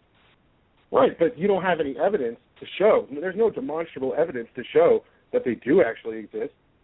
Well, that's what we're trying to do, is bring evidence to the table with a panel that oversees everything that we do. We don't say nothing until it comes back. I'm not even allowed to say, yes, this is a real video, yes, this is a real track, yes, this is a real hair sample, yes, this is a real scat. So until it comes back from the panel, it's up to them, not me. But I mean, how can, if that's true? I mean, I'm not doubting that that's not true. But I mean, if that's how you guys are working it, then why make claims right now that you have evidence that those creatures exist in those places? Well, maybe I worded it wrong. I know they exist. I'm not worried about that. I know these places where they exist. They live in all types of territories, just from sightings. If you Google Earth sightings, they live in all types of territory. So this is what the airship is based on. Not the deep forest, but how the terrain is, filmable. And you can ask my crew members what I showed them already, some of them, the way I'm going at this. They even are like, you got to be kidding me. I am right. I'm not wrong. And I'm going to prove my point as soon as I can. So, we're going out there. You have a group of, your ground crew, and they have had experiences themselves. 90% of them, yes. So, I mean, that in itself seems a little contrary to how science does its own work. Like, why is that? Because you want to be as unbiased as possible. And if you have people that already, quote, believe in Sasquatch, they have already come to their conclusion that this creature exists. So again, I mean, that seems like now they have preconceived notions, and the evidence might be biased to a certain degree. The evidence collection that they're doing can't be biased. Your panel It can't be biased. Why? Yep. Because we have protocols. Yeah. Well, what are those protocols that eliminate bias in the human mind? Oh yeah. Yes. Yes. What? What are those protocols that eliminate bias in the human mind? We have protocols before everybody goes out. This is the way it goes. If you don't like it, you don't go. Right, but what are those protocols? If I find out these protocols are broken, it will pull you out fast as I pulled you in. This is how simple it is. But what every are one those of my every one of my crew members know this. Right, but okay, so what are those protocols? How to collect evidence, footage, and they're not sitting around a camp all night long. They're going to be out in the field working night and day. I have a day crew and a night crew. Collecting evidence, we have a workshop before they go out. How to use the cameras, we have a workshop. We have runners that will go in and collect everything we collect. It comes to me, I send it to the university. They oversee it, and they're the ones that make the call. There's no one out there. I mean, do you know how confirmation bias works, William? I mean, confirmation bias is set up so that if a person already has a preconceived notion about something, they will try to make the evidence fit. Like, you don't know the motivations of some of these people, right? Like, they haven't been background checked. Like, how much do you know about some of these people and their experiences? Because I know at least one of them or two of them, they're a little out there, bud. Yeah, I know one of them is.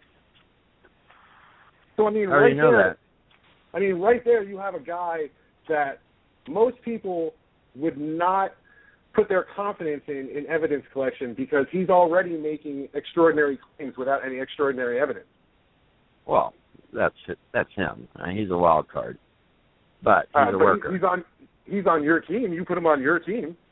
You're trusting him to collect evidence. If you don't like his logics or anything, I can't help that. But I talk to the guy regularly, and I keep implanting him. This is how it's going to work out there, not your way, but my way. So whatever he's done in the past ain't going to happen out there. I've gotten rid of people off my project because of what they did, and I've done this in the past. But what if you don't catch them? What if you don't catch them? What do you mean I won't catch them? I got 15 people out there. Oh, you got 15 people in how big? Actually, I got 18 actually. 18 people, and how much ground are they covering? How much what? How much ground are they covering? These 18 people. There's a lot of woods out there. Is my point.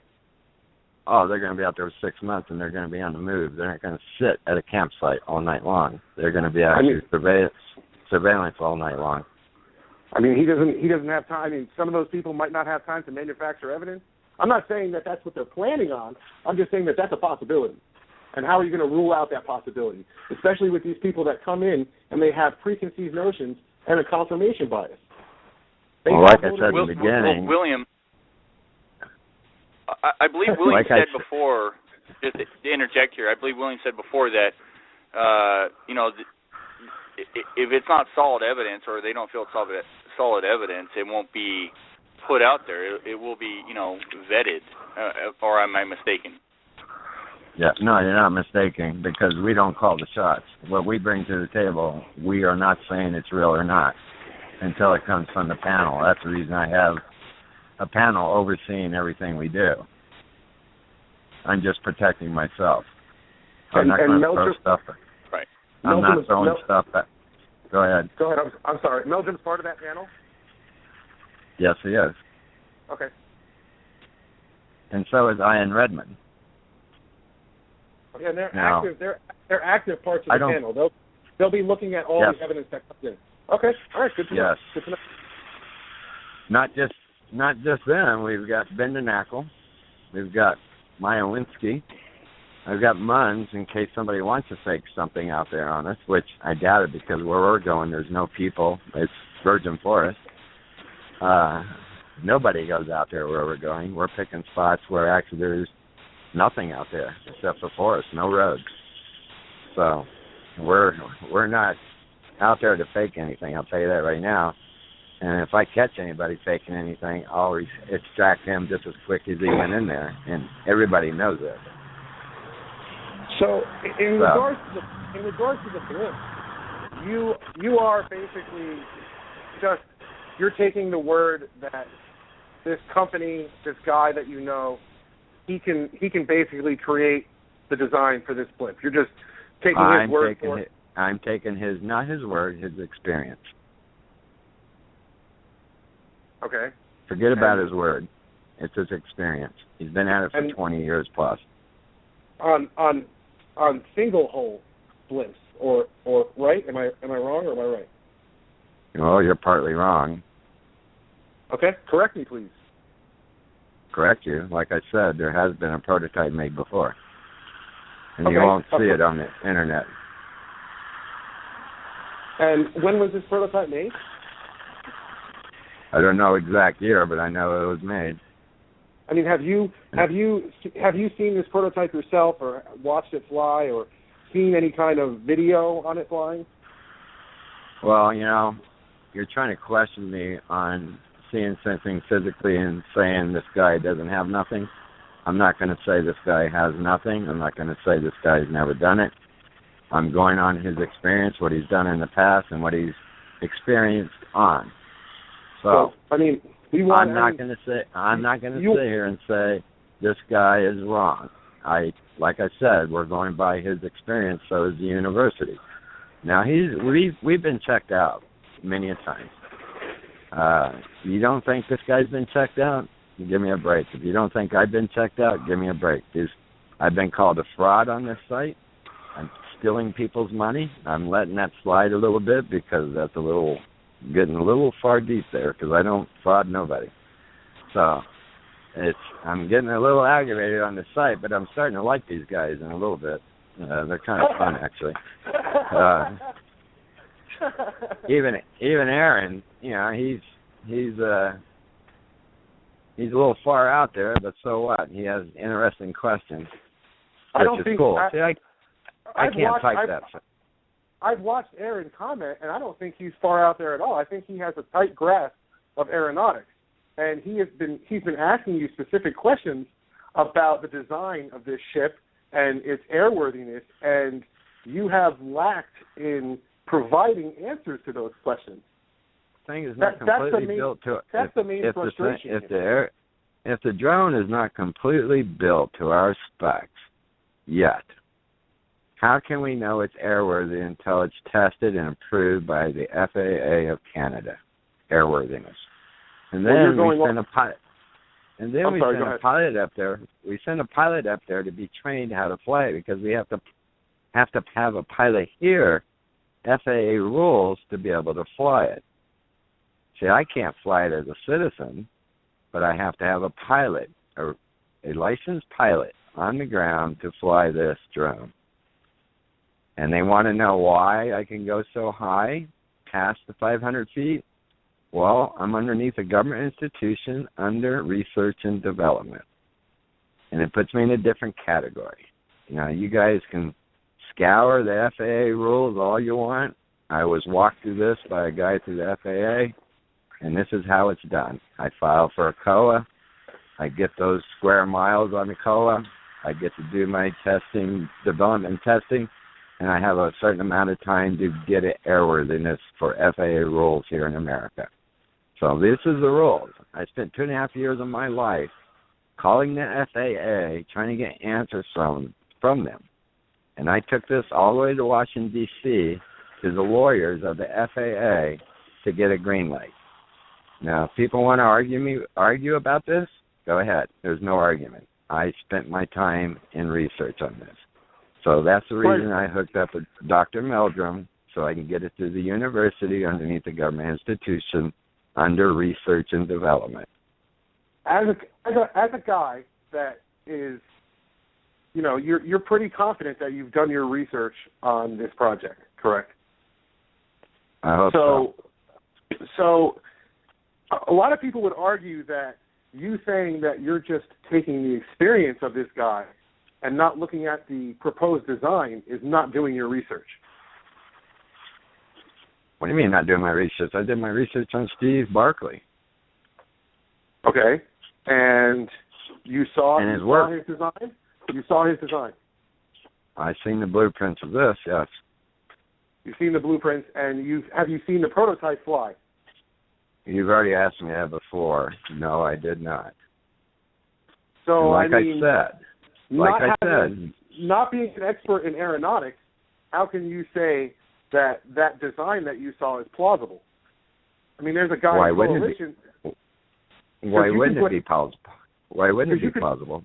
You can draw any kind of design you want. I can draw you a design of, a 4 catamaran blimp right now. It doesn't mean it's going to fly. Yeah, it probably won't fly at all because you're just making something up. Right, so how do you know he's not making something up?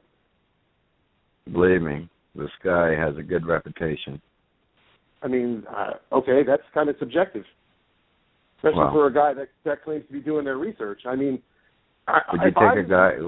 would you take your car to a mechanic that messed it up the first time? Would you take it to him again and again and again? No. No, of course not, because there's evidence that he messed it up. That's right. Okay, so this guy this guy has no bad rep. This guy isn't. That's a negative claim right there. Okay, you can't prove a negative claim. So you go with positive. I can't prove a negative claim, but let's go back to what the university, what our deal is. Let's stay on topic with the blimp, right? Let's stay on topic with the blimp. Let's go. I am staying on the topic. Okay, so let's not go to the university then. Let's go to the blimp in itself. No, I'm going to the university. The reason why is because if it don't fly, we don't have to pay for it. Okay. All right, but don't you think that the best course of action would be to get multiple, people that are aeronautical experts and get multiple people to look at this design and say, yes, that's plausible, or yes, that's not? I mean, Aaron has been asking some pretty good questions in there about the catamaran design and about how. Of course he does. It flips. Of course he does. He has plenty of good questions. I'm not doubting his questions. I'm doubting is why not answer those questions then about the dual catamaran design? Like, do you know the answers to those questions or not? Well, I know what the design is. There's one design I can't tell you how it actually works on air propulsion because it's his design. Right, but so what we see in the picture with the dual catamarans and the payload or the cameras directly in between and not hanging below, that's the design that you're going with?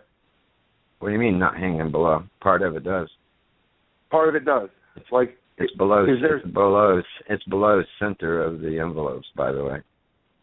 Okay, so it is. So I mean, these are questions that people are asking that you aren't giving answers to, and that's where a lot of the frustration is coming from. Of course there's frustration coming because they keep asking me questions. If they would just call, I would answer every question in the world for them. I'm the only guy on the internet. I'm the only guy on Facebook that actually posts their number probably on a daily basis. And these guys want this out in the open. I have no feeling in my hands, and I can't type worth shit. So, if you want to call and want information, this is the reason I'm doing this show. It's easier for me to explain things than it is to type things. So, these guys...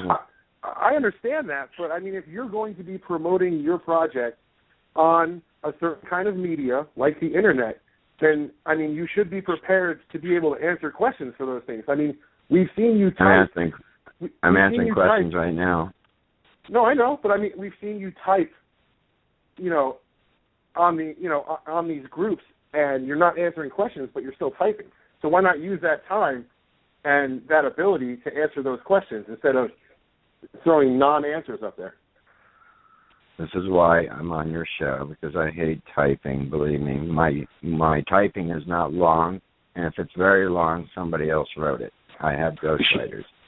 You should get one of those dragon things, William. I used to have a dragon until the house burnt down last year. Oh, those things are amazing. I know, they are. I'm getting me another one, but I don't have one at this point. So, at this point right now, what we're doing is that we're going to put people on the ground for every 14 months. They're going to be a year out there. And we're going to collect data on these creatures, where they're at, what areas, and also filmable areas. So whenever the drone gets built, we're going to use it in those areas, go back in those areas.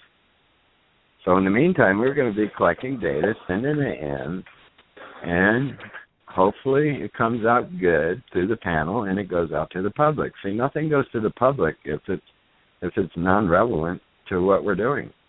We're just going to we're going to do hair samples, we're going to do DNA sampling, we're going to do scat, we're going to do footage. And the reason I have a 15-man crew for the surveillance is because nobody's ever produced multiple footage of a creature at one time. You know, that's kind of hard to beat.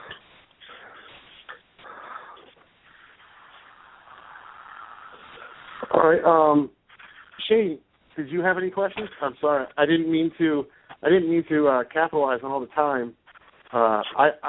And William, believe me, I'm not trying to attack you, bud. I'm just trying to play the token skeptic here. I'm trying to play, you know, the person that has the question. I'm honestly not attacking you. You know, my apologies if it comes off that way. It's okay. It's not the first time. No, Russ, you had, quite honestly, there are a lot of concerns with the Falcon project. I mean, there's concerns with any project in general. This just happens to be one of the projects at the forefront because of the amount of the scale of it. It's huge. It's a huge scale project, and it's, of course, people have questions. And 6 years of putting this together. Yeah, 6 years, right. Yeah. 6 years, January 1st. And you're not, at least I haven't heard, but you're not promising anything. You're hoping and you're gathering a team. I mean, with your team in specifically, I mean, how hard has it been for you to get a team together? I mean, have you had that many people come at you and go, hey, I can do it. But, I mean, how many people, how hard has it been for you to actually put a team together? You know how many phone calls I went through to collect these people? Night and day. My phone calls started from 4 in the morning till midnight some days. I've been doing this every day for the last 3 months and longer. Mm-hmm. But the crew, it took me a while to put together. I got everything from a paper boy to a lawyer to a welder to a painter to a sign shop owner. I mean, I've got all sorts of people. Firemen, paramedics. So out of all, you got a huge list of people. Out of all those phone calls and stuff, do you think you got the best of what you could get? I mean, obviously, people are people. They're not perfect. There's no perfect scenario. But you think you got the best of what was, I have faith in my crew. I have faith in my people. I have to take care of them, and they have to believe in me. If they don't believe me, it'll fail. And they also have to believe in themselves, what they're doing, because they're going to be out there for 6 months. Half of them are married, and I'm trying to figure out pay for them, because if they're going to do this 6 months on, 2 months off, 6 months on, I expect them to get paid. I wouldn't do it. I want them to get paid. I don't care about myself. I want them to get paid. They got bills to pay. But these guys don't want to get paid. So I don't know what to tell you. I mean, I can't ask for a better crew. You know, people tell me I don't want the money. Right. Well, I'm going to find the pay for you. So I'm going to do this year round and have people on the ground, you know, collecting evidence the way it should have been done 20 years ago. Well, they need to be paid. And these guys are going to learn what it is to take to collect evidence of these creatures, to learn what these creatures are. You know, it's not just overnight campsite or a weekend or a month. This is 6 months straight without seeing society. I mean, I got to set up supply runners to get the batteries in there for the cameras, food. I have to keep them light. You know, this is a lot of work. It's not a daydream. You know, this is putting something together. I think that's scientifically done. I think, you know, one of the biggest issues with this this project and most projects or research groups in general is that I think there's a lot of people that want this to... We're not researching. Well, yeah. I said, in general. I just meant in general. But I think that a lot of people want to see this succeed, and they really want to have this, possibly gather some fantastic evidence. But they are seeing a few things here and there that kind of fall in line with what's been out there before. And I'm not saying like I said, this project's off the scale. What's been out there before what I'm doing? Well, possibly, William, with some of the people involved, that sort of scenario, the blimp. I mean, some of the stuff I said is huge scale. Let's go back. It's just like Moneymaker said he's done this before. Well, he hasn't done this before, I'll tell you that right now. He said he used a drone, an airship. Yeah, a little tiny airship in a cow field. Mine can go 9, 10, 11,000 feet if it ever flies. Let me put it that way to give me a little comfort for people to listen. And if it does fly, it'll be great, okay? I'll lower myself a little here and get less confidence like everybody else. But my confidence is high because I trust the guy that's building it. I have confidence in his engineering. So I'm not really worried about it, actually. My main concern right now is taking care of the ground crew, collecting evidence, sending it in, showing the public what we have, what we're bringing to the table once it goes through the panel. And if it's not real, nobody sees it, no problem. I'm not posting anything that's not real.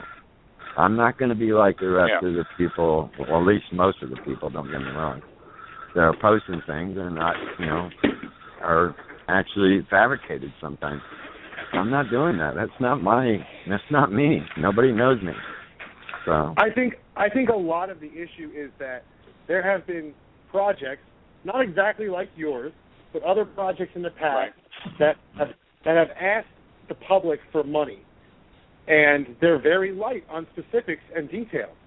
So you know how much money I got to feed my guys and take care of them? $16,000. Okay, I mean that's great, but when you're asking the public for money, then you shouldn't be stingy with information. You should, if people have questions, then you should be more than willing. You should be eager to give those people answers to those questions in order to make them. Well, my donors. Wait a minute, my donors call me. So you don't need public anymore. You're just going to straight on. I use public. I get people call me all the time. They want to know questions, and I answer them. I talk to them. And you don't think Steve Barclay's been interviewed many a times by Discovery Channel, History Channel, and also by the newspapers in Canada? Don't you think they went to his property and checked him out? The guy's legit. I don't care what anybody says. I'm not going to doubt the guy. And I have a large plate to fill. I got to keep this project going for years to come for the university. The university was nice enough to take my project on. I have a high price shock against people because of technology. My camera alone for the drone is $60,000 for the lens, and it takes 2 months just to build the lenses alone by themselves. And the camera is very high tech military. So, I have a large plate to fill here. People question why so much money. The reason why is because of technology. If you have such a large plate to fill, then don't you think that you should maximize your potential business-wise and reach as many people as possible? Honestly, how many people do you think that you can reach by just phone call? Don't you think using the internet to its maximum benefit would allow you to get as much money for this project as possible, to promote as much as possible? I mean, being on the internet... In other words, you want me to throw the design on the internet so everybody in the world can see it. Somebody else can steal this guy's design in China or Afghanistan or someplace, which I can't do. I wish I could throw the design. You know what these people want you to do? They want you to take their questions. They want you to take the questions that they're posing to you. They want you to bring them to this guy that you have confidence in, this aeronautical engineer, get the answers to those questions, and post them on the internet for everyone to see. That's what they want you to do, William. Well, I'm answering it right now. They can listen if they want to listen. So I have. It's really not. I mean, I don't have the aeronautical expertise that people like Aaron and the other questions that they're asking, and you don't have it either. So no, I was actually offered. You can't answer those questions. No, wait a minute. I was just offered to go build an airship in Silicon Valley with all the help I needed, and I called a few airship builders that I've been working. No, I'm not. And basically what happened was there's no way I can make one. That's how tedious these airships are. Right. I had the opportunity. The guy was going to pay for it and everything. No one is faulting you for not knowing, for not being an expert in aeronautics. But when they pose a question, a viable question about aeronautics, then you should take those questions to the guy that's making your drone, your blimp, and you should pose those to him so that he can give you viable questions back. So you know that those answers are real. You know that his expertise. So give me a question that why it won't fly. Give you a question why it won't fly. Yeah, go ahead. Throw one at me. The dual catamaran design is untested. No, it's not. I just told you a little while ago it has been tested. You told me that you didn't witness it being tested. You're just taking his word. I don't have to witness to be it tested. It's just like me telling you I had a sighting in '97. I was the only witness there. Do you believe me? No, I don't believe you. There's no evidence there. Okay, fine. To convince me. I'm not saying it didn't happen. I'm saying that there's not enough evidence to convince me it happened. I'm not calling you a liar. Like, what's the evidence that convinces you that this design is viable? Well, I'm not calling Steve Barkley a liar either, so that's the point I'm trying to make.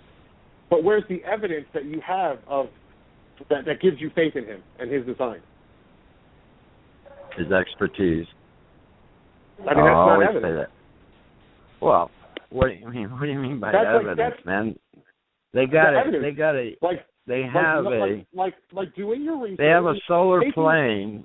They have a solar plane right now that said it wouldn't fly 17 years ago, and it's flying today. Apples and oranges. Apples and oranges, bud. That's not a dual catamaran blimp. Well, no, it's not. But the design's made for our project. That's what I like about it. I like it. If other people don't like it, I guess I'll never get it built, okay? So, it's that simple. Because I'm not going to sit there and argue and try to give this guy's design away to the world. I know that... So Aaron posed some questions about how the dual catamaran design, it won't work because of the differences in whatever. I'm not an aeronautics expert either. In gas, in the gas densities and how he was concerned. Yeah. He was concerned about the equal helium on each side. And how would that be fixed? That is actually electronically done when you're filling it up. And it stays that way the whole time. It stays consistent the whole time. How much helium does an airship lose in a day? In a week? Anybody know that? 1%. No. Great. So you know the answer to one question. You know the answer to the rest of them that are being posed. Well, no, I just answered a question for you. And the guy wanted to know how you're going to distribute the helium evenly on each side where it floats evenly. Well, it has a digital readout when you fill it. Question, send it to them so they'll hurry up. Hello?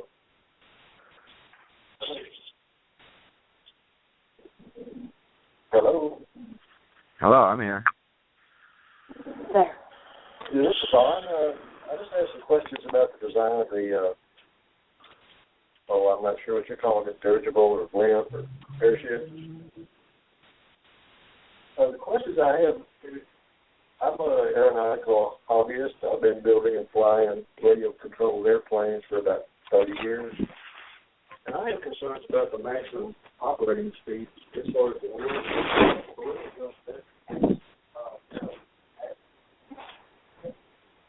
I could barely hear him, but I think he's saying operation speed and wind is what he said.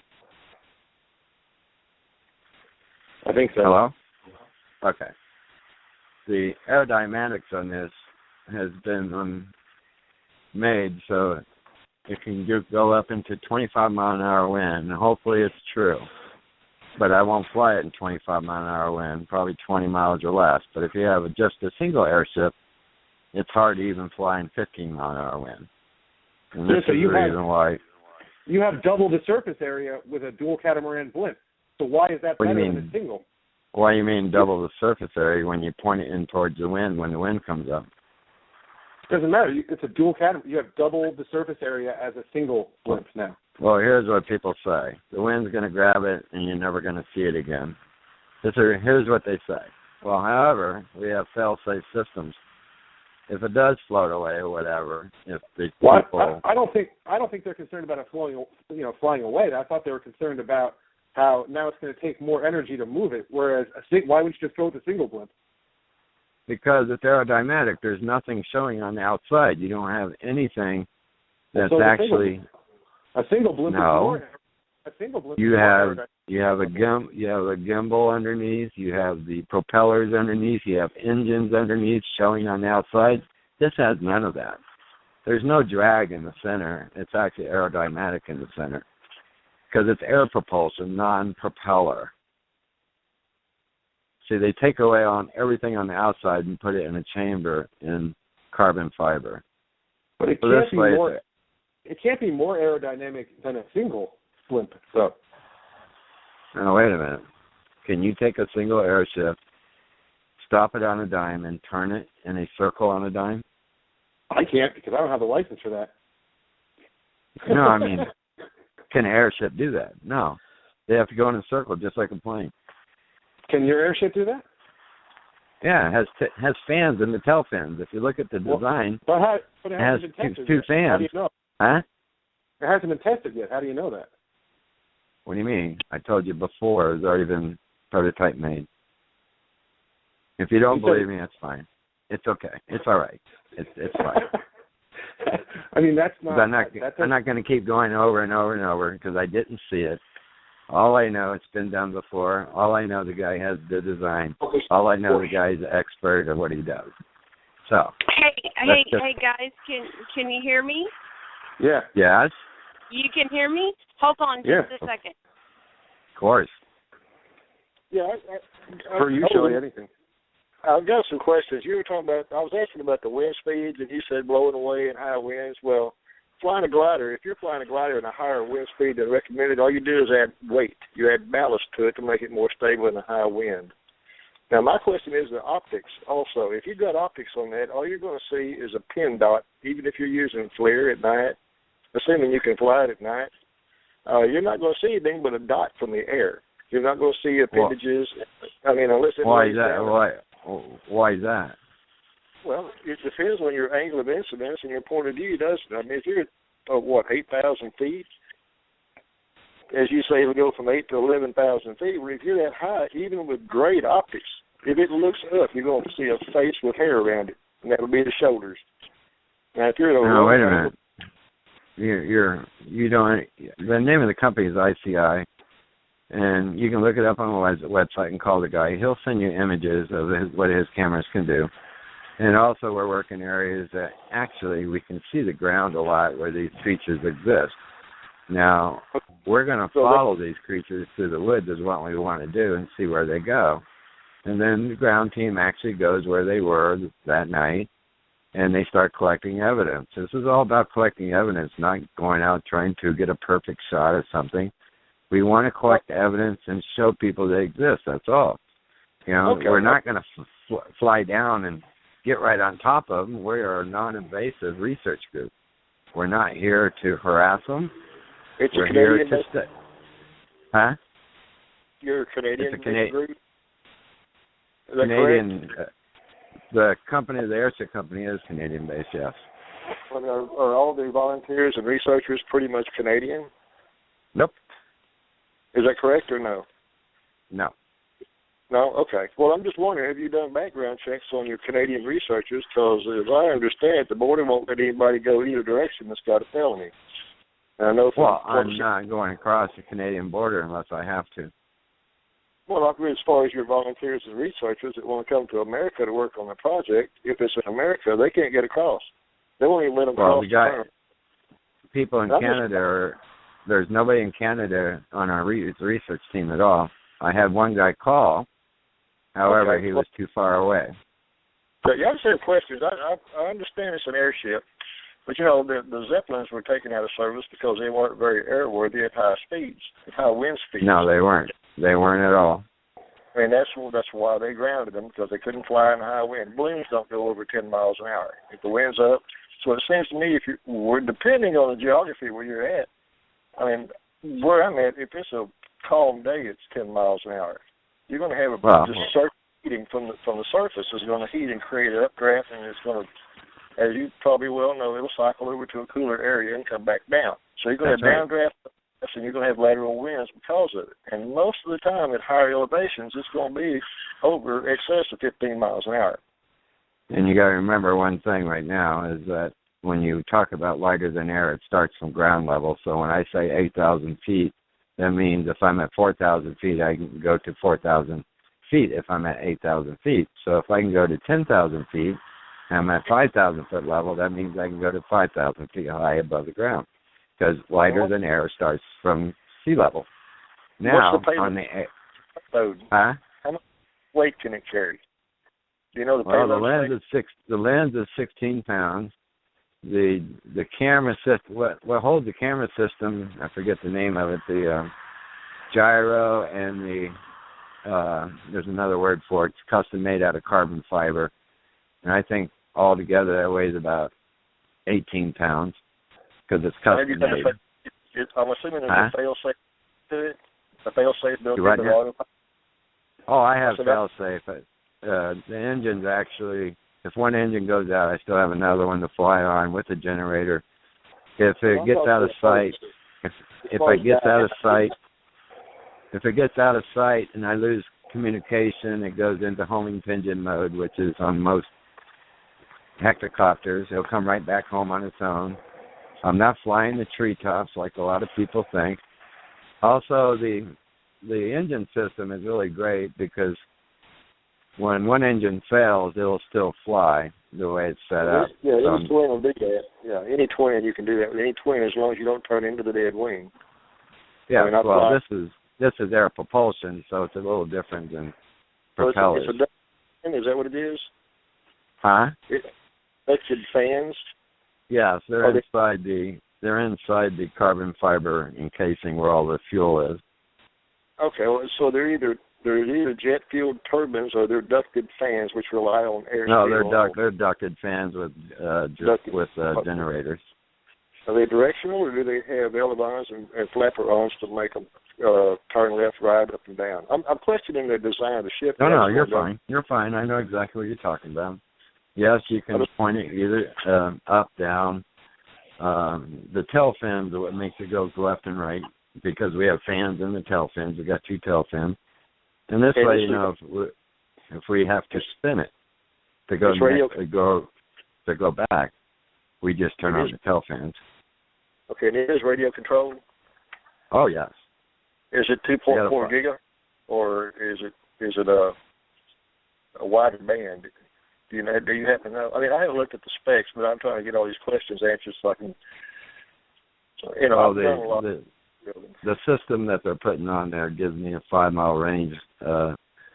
I've got grid pattern. This is how it works. I can't tell you the band number. I'd have to go into my computer and look at the specs I got. However, I have the first 3 miles, 6-mile circle is grid pattern. The next 2 miles is remote control. And I can go to point A to point B to point C is 10 miles. And I have to have line of sight. And also, I can't be around an airport with I have to be more than 5 miles away from the airport. And yes, I do have transponders on it. Yes, I do have lights on it because I'm flying in airspace. Do you have a live feed video to the ground where you're at, like the UAVs have? Say it again, I'm sorry. You have a camera for line of sight vision that sends a signal to you on the ground so you can actually see where the thing is pointed at, as if you were in the cockpit. Yeah, we have live feed, and also I have a camera inside the engine room. Okay. This way, we know if we know something's going wrong, we can look at it real quick. Okay. Yeah, it's just so big, it seems like it would be invasive. Anything that was on the ground would notice that at 35 feet. It just seems invasive to me. We're not at 35 feet. We're actually 3,000 to 4,000, 5,000 feet off the ground. We're not invasive. Okay. The camera system can see over a mile away. I can see a human 2 miles away with it. Okay. Okay. So well, you see I just see a lot of room. I mean, as far as identifying stuff on the ground, you can be chasing all kinds of stuff that you couldn't identify, even though you have good optics. I mean, we have very good optics. The guy making the camera, ICI, used to make the cameras for the shuttles when the shuttle was flying, thermal cameras. And images that he sent me were just totally unbelievable what these cameras can do. See, I have a wide lens. It's a motorized lens, so I can go telescopic anytime I want. So. Well, thanks for answering my questions. I'm excited to see it work. I have questions still, but I will withhold judgment. I'd like to see it work myself. I'd love to get it in the air and show everybody it works. But I get hammered all the time, which is normal. So I have 10,000. I've had 10,000 pictures, and they're not pretty. You can see a grown man crying. I know. Anyway, thanks for taking my questions. I'll get off here in a bit. Did I answer your questions right? Yeah, it did answer some. I'm a little more satisfied with the design, but I still am concerned about the air. The wind on a big surface like that. Even though you can use balance. Yeah. Well, believe me, all these concerns, I had the concerns in the beginning myself, but the way he built it with the non-drag in the front of it, if you point it into the wind, it makes it so logical. So I'll be excited. I'll be excited. So everybody else. Shit. All right. Hey, thanks, Shane, Russ, and Cindy, Shelley. I appreciate y'all taking my questions. Thanks, Don. Thank you. All right. Well, William, I think everybody here wants your project to succeed. I don't think that's in doubt at all. We all want to see your project succeed. I think that except for Aaron. I think Aaron. I can't speak for Aaron, but I think he would want your project to succeed. If it gets in the air, that's he said it before, great if it gets in the air. He doesn't bear any ill will on you. He just thinks that, there are questions that he has that have not been answered.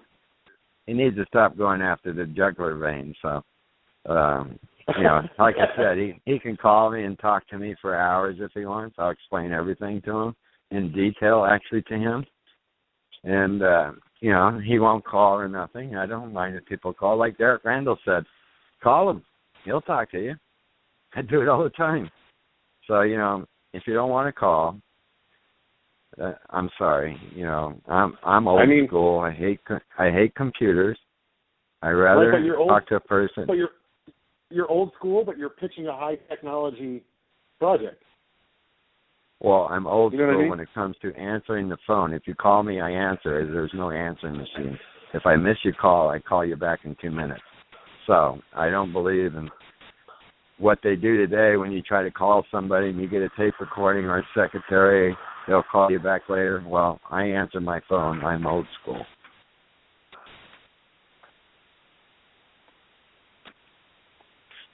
Anybody will tell you that about me. Okay, well, we really appreciate you being on, Bud, and taking the time and dealing with me and my questions, and I really appreciate. Well, that's all right, man. No, it's fine. I just, these guys tore me up for 3 days, and I can't write fast enough. I might as well hire a secretary and have her write everything I want to say and make it a lot easier on everybody. That's why I told my girlfriend I got to hire a secretary to write for me. So, I appreciate you letting me. I appreciate you letting me be on the radio. But we do have a big project coming up, and a few little surprises we're not telling anybody. It's quite interesting. At least I'm going forward in one direction. An airship can come later, you know. I'm not worried about that. You know, once they see us doing something, bringing stuff to the table, people will start to realize that we're doing something right, and hopefully something will come about it. You know, this has been going on for 50 years. And, you know, this is the reason I sat home for 6 years trying to get things off the ground. I'm finally ready to go. So, you know, maybe I don't have the airship to start out with. However, I got a ground crew now that I can trust. So it was a lot of going through a lot of people. So I got a guy from 21 years old to 75 years old, by the way. So and a couple woosters. A couple of what? Woosters. Losers? No, they're into the whole. No, woosters. You know, they're into the whole woo aspect. Oh, no? You mean supply runners? No. Is that what you're talking about? Some of the people that subscribe to the more woo or paranormal aspects of alleged aspects of Bigfooting. No? Oh, I only have. Here's what I told everybody when I interviewed them. If you got paranormal ideas, I don't want to hear it and I don't want to see it. It's not because I'm dealing with biologists, I'm dealing with professors, I'm dealing with Ian Redmond, dealing with all these other people on the panel. So I'm not. This is if they want to think that way, that's their problem until they prove me different. So I had to call some people and talk to them about it. Wouldn't it be better to just not have them on the team to begin with? Well, for scientific aspect. Well, I like them because they're good people. Actually, I see good in all people, except for Rick Dyer and a couple other people out there. But they were born without good. They were born without good in them. You know, you know what? I would hire Rick Dyer if he didn't have such a bad rep. I would hire him to raise my money for my airship because he could do it. But he is in the wrong category. I mean, me and Meldrum has talked about this before, and he even says yes. The guy is one of the best marketers there is, but he just uses it in the wrong way. You know, I have to laugh at the guy, and I have to give the guy credit. He pulls it off every time. He does. Admit it. He does. He pulls it off. How does he pull it off? He gets people to believe. I think that's the problem, that people believe without the necessary and sufficient evidence to do so. And I think that's exactly why people question all claims, including your project. I don't think they're doing it out of ill will, William. I think that they're doing it just to make sure that look at all the other stuff that has happened in the Bigfoot community. Like, they just want to make sure that everything is on the up. I've been watching this since '97, and this is the reason I don't involve myself with other groups, is because of all the problems that go on. So I've created my own group. See, if my group was only 5 people and I did my research out there, you know what? People would leave me alone. They wouldn't even question me. But however, my project kind of got really big. It grew and grew and grew like a flower. So it's still growing as we talk, and it's just amazing. And also, I can promote Skywatch. It's a nonprofit organization through the university. We want to build drones to send to Africa to help protect endangered species. If our drone works, we just want to use them here, test them out, make sure everything works fine, flip them over to Africa, and use them for anti-poaching. It's a great. I got into it. I'll tell you the truth how this happened, and I'll be honest with everybody. I thought it'd be a great idea, just build one of these drones, use it, send it over there, put Falcon Project on the side, everybody take a picture of it, and it gives us advertising. But when I look into poaching, believe me, it's devastating. In the last hour, we just lost 4 elephants. 4. In the last 2 hours, we lost 8. Every 15 minutes, an elephant is being killed. Now, when I started reading about this, It was unbelievable. Then I found out Google gave $3 million for anti-poaching on drones. Well, I don't see that $3 million being used. Believe me, on the drones that they're using out there are not $3 million. And then when I called these organizations, I'm not going to name them, I said, look, I want to build these things and give them to you. They don't want to talk to me. And then I told the guy, well, if I wrote you a $100,000 check, you wouldn't question me, would you? He froze. Of course, he'd take a $100,000 check in a heartbeat. But I'm stepping on people's toes and anti-poaching because somebody's making a lot of money in this and it's not going where it should. So I spent 13 and a half years in direct fundraising. And when I see money that's not being used properly, I guess you could say, I'll do it myself. So I got Ian Redmond that wants one. He's already emailed us back, yes, 3 times yes, I'll take one for his anti-poaching and also his work in the Congo. At least I have one guy over there that believes in us, which is better than zero. And that's it's a laudable goal. I'll give you that. Well, when I read the specs on all these rhinos and elephants being killed, 33,000 elephants a year on average are being killed.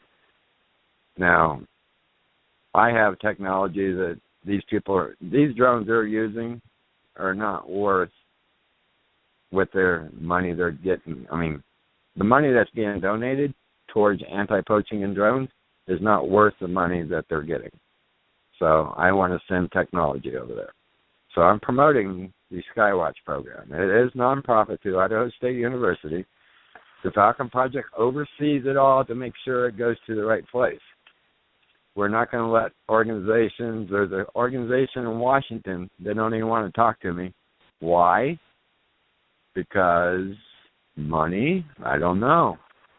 And I talked to people in Silicon Valley why I'm not getting called back because I'm stepping on toes. They said, well, you're doing something right then. So, Skywatch is part of the Falcon Project, and it always will be from day one. Since 12 days ago, we went nonprofit on it. So we're going to actually just test these drones that we build, no matter what drone it is, what fails and what not fails. We're going to flip them over to Africa and just use them for a couple months, make sure they work good, flip them over and flip them over and flip them over.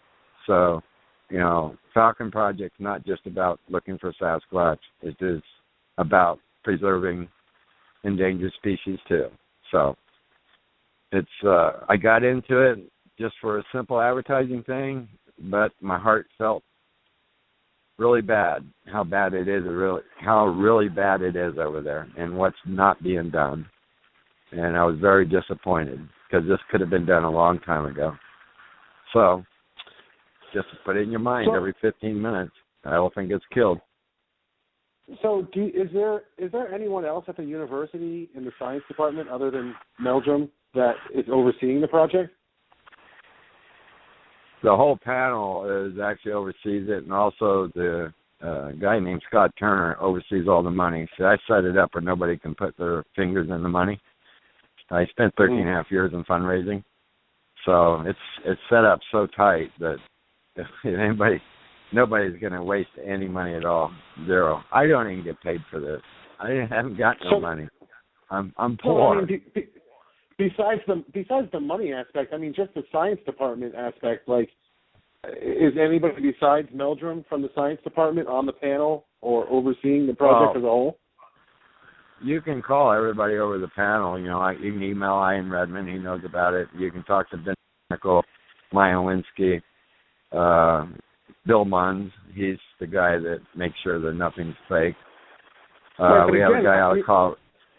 I have nobody at the university to tell you except for Scott Turner that handles the money that knows more about the project than anybody else.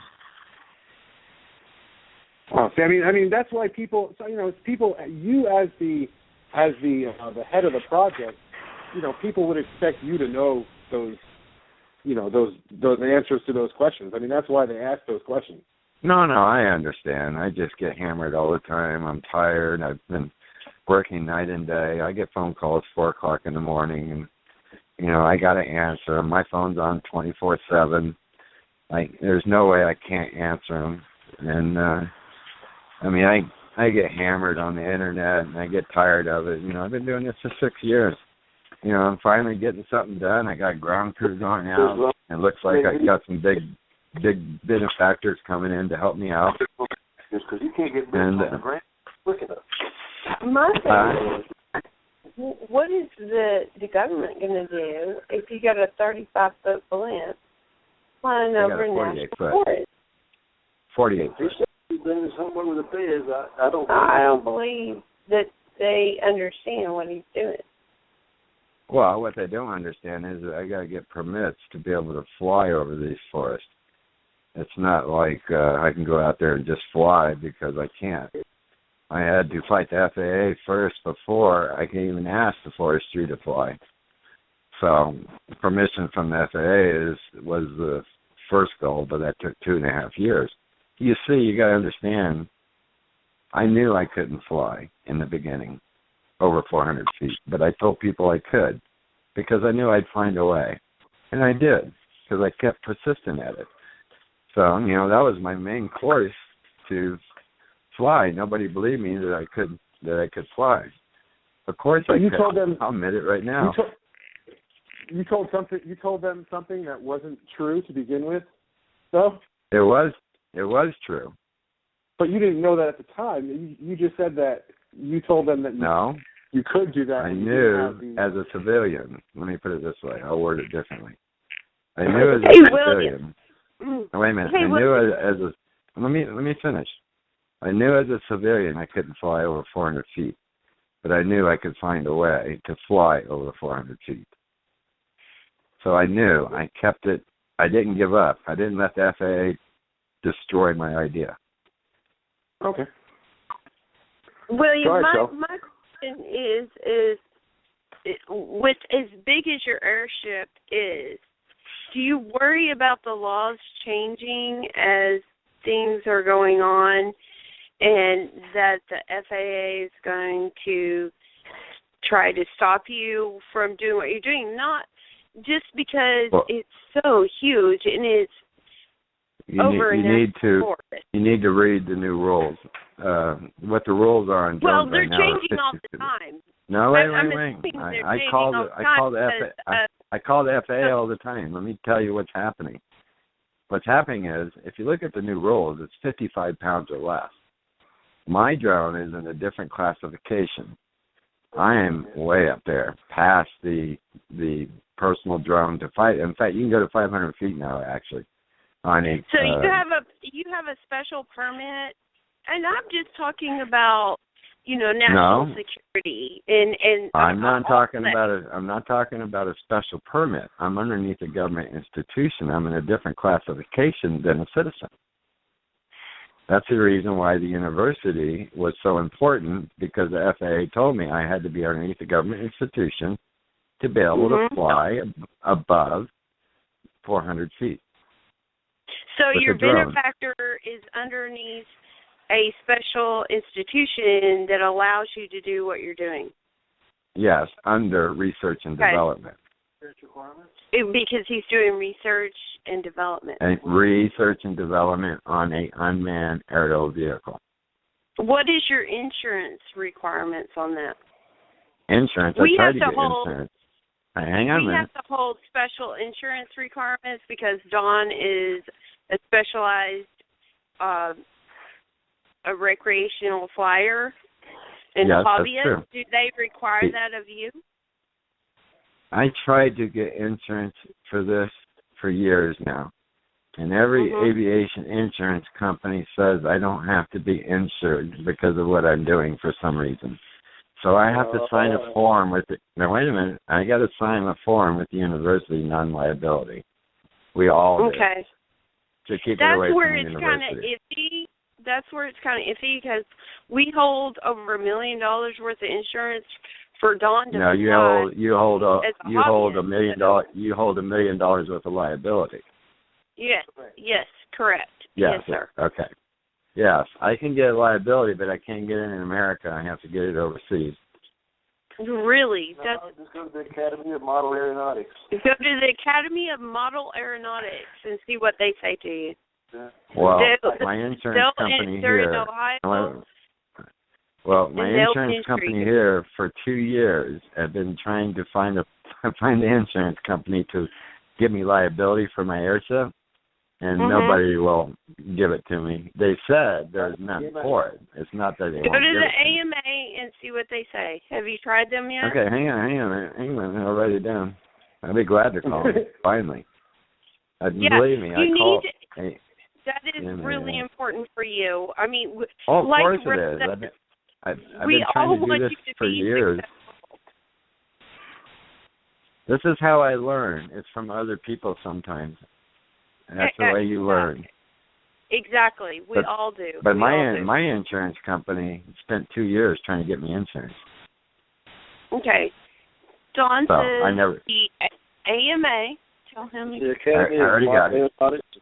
I'm Googling right now to see where it's at. They're in Dayton, Ohio, I believe. Here's a phone number. It's 800-435-9262. Hang on. I'm already on the computer. Hang on. Okay. I just had to make sure my girlfriend gets up at the right time. I'm already on the computer looking it up because I need to call them because I've been trying for years to get insurance on this and I get it. So. Yeah, because the insurance is going to provide you with a whole lot more security than just a say-so. Yeah, you get $2.5 million liability umbrella, $25,000 medical coverage, $1,000 fire and theft. They do have regulations and stipulations, but you can get a waiver for an over 55 class. They do have them. Now, the adult membership is $58 a year for the pilot. I don't mind that. I'll just bill it to the university. Give in the phone number. The phone number is 800-435. Wait a minute. Hang on. Yeah, I'll call them tomorrow, actually, because I've been trying for over 2 years. Yeah, now, I don't know if they'll accept you or not, but it's 800-435-9262. That's the AMA.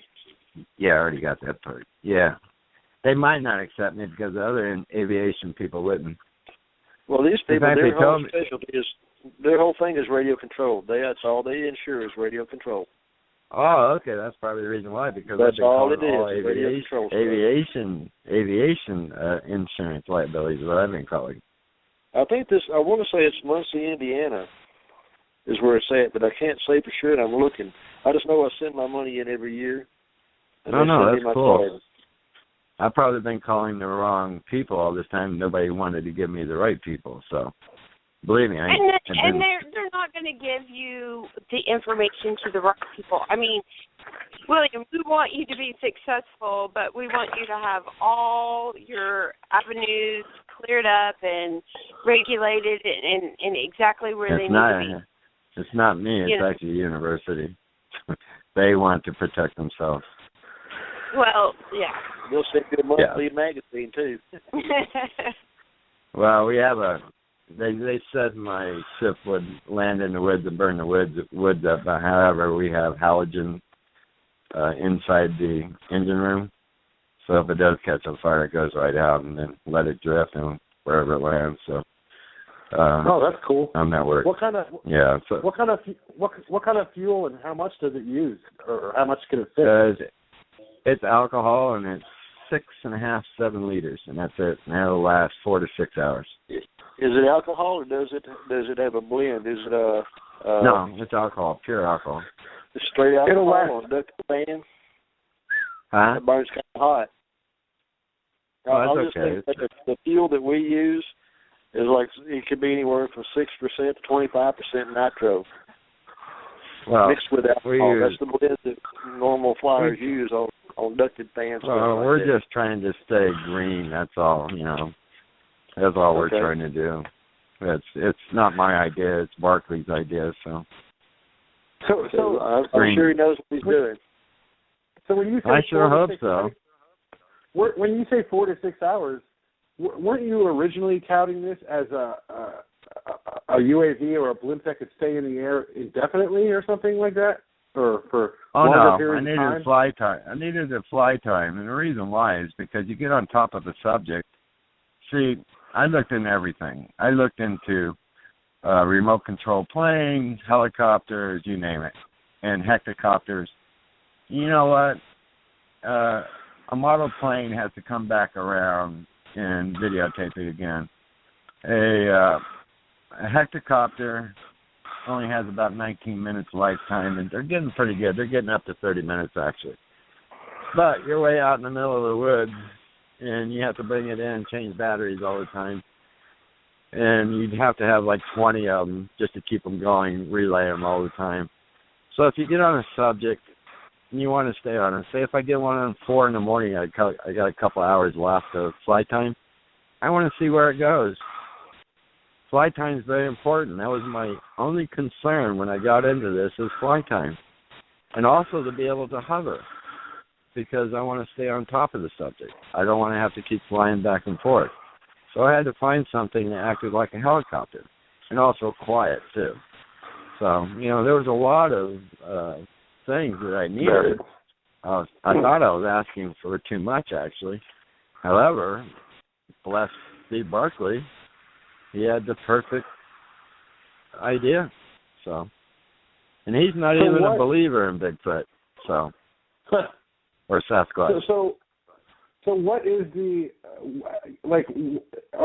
how are other drones that are available comparable to that? Like, how long do they get to stay up in the air? Like the top drones and the hectocopters. Or I don't know, anything available. I mean, you've obviously done the research on all the drones available. Like, what's the drone that's not military that you could have access to that would stay up in the air for the longest, and how long? Well, the problem is you got to add in the hovering part, and there's very few. Right, but I mean, just exclude the hovering part. I mean, isn't it? What is it, like 4 hours or? I can't exclude the hovering part, actually. But, yes, you can actually fly as much as, like, the small one-engine plane can fly. How long can they fly? When they count deer, they fly in circles to count deer. Well, you can't hover. So, I had to take the equation of hovering to anything I did or look at. And hovering is very important to be able to stay on top of your subject. And that was my main concern, is something that can hover. And what else can hover? Hectocopters, a single airship, but the payload is too heavy. It'd have to be larger. What else can hover? A remote control helicopter. It makes a lot of noise, but you can't go that high. See, most energy that's used in hectocopters is going up against gravity, and that's the reason why you lose your time. Now, if I had a hectocopter on top of my drone, I could actually fly that hectocopter for a fairly amount of good time off the drone, because it's already up there. It doesn't have to waste energy against gravity. So my whole idea was finding something that can hover. And Steve Barkley, when he sent me the design, he goes, I got what you need, because the guy, airship builder that builds his envelopes for his airships in California, emailed him about my project. And that's how Steve Barkley got a hold of me. He had something that he's been working on for Hollywood, which Hollywood cannot use because of regulations, because they're not a government institution. They can fly 400 feet and that's it. So, but to rent a helicopter, or it's $1,500 an hour, why pay $1,500 an hour when you can buy this and spend 6 liters worth of fuel and a little bit of helium? Once it's filled, by the way, the helium, I might as well get this over with. You put helium in it at nighttime to fly at night, and you have to actually let some out during the day, because I'm not in a hangar, and heat will make it expand. So you let a little bit out, and you refresh it again that night when you fly again. So this way it don't expand and destroy your envelopes, I guess you could say. So there are certain things I got to do because I don't have a hangar to put it in. So I have to explain that too. And also it can be disassembled in 45 minutes to an hour, put on 2 different trailers, and go to the next place if I want to. So it's very simple. It's actually a large RC toy. Let me put it that way. But very high tech. All right. Well, is there anything else that you wanted to promote while you were on? Oh yeah, I got to promote my guys. Go for it. I got a ground team, man. It's really great. You know, some of you guys might not agree with all of them, but you know, nobody's perfect. Hey, William, yeah. I messaged you the link to the AMA. I appreciate that. Sure. I'm very discouraged with my insurance company now because they're the ones that've been searching aviation insurance for me. I think this will help you out. If not, I hope they can lead you in the right direction. Go ahead with your the university will be very happy to hear this, believe me, because I've been trying to get insurance when we get the airship going, liability, to Once you get cover insurance, anything. I think you're good to go. Oh, no, I'm fine. I've already talked to Fish and Game, Forestry, BLM with Kip, and he explained, he was kind of amazed what I went through to get to this far with FAA anyway, how I can fly so high. Permits are required to fly over BLM land or national forest. I can't go in national parks, I'll tell you that right now. Well, they're not super expensive, but they'll insure you for whatever you need, and I think they can help you out. I hope they can anyway. I hope they can too, because I've always got to know. In fact, one aviation company, insurance company, said you don't have to be insured, and I'm like, you got to be kidding me. that was kind of ridiculous. John said you better be insured. Well, no, I have to be insured. I've been trying for years to find liability. Years. Right. I mean, people don't realize that these ships, even though they're slow going or they're small, can cause huge problems. Yes. Well, I've got lights. I've got transponders. I mean, everybody will know where I'm at. Every airport, every plane. And I still have to have a guy on the ground to keep an eye on the airship line of sight. That's right, exactly. That's FAA rules, yes. And I have to have that. And the pilot has to be licensed, and he has to be trained. In fact, they're doing that in Africa now, too, by the way. They're trying to outlaw drones. However, they're trying to copy the American rules now. So, you know, one anti-poacher company university professor makes these airplane drones for anti-poaching, he has to move. Well, if he goes by the rules, they're saying they're trying to outlaw drones there. However, I don't think it's 100% true, because I've been doing my research that you have to actually do the same thing in America that you have to, what they're implying over there. They're changing their rules too on drones. So they're going to have a pilot and everything over there on the reserves. So that means I got to send a guy with the drone, a pilot, to fly it for the Rangers, or get a pilot over there. I do have a guy over there in Kenya, actually, that's called me, and people are buying drones over there for security, believe it or not, airship drones. And he's willing to work with me. He's actually can train people. He's a pilot himself. To train people. He's been training people in helium airship drones for years, and this is what he does. So he actually called me because I sent a message out to him, and I wanted to know what's going on out there. So don't think I'm not doing my research out in Africa for anti-poaching.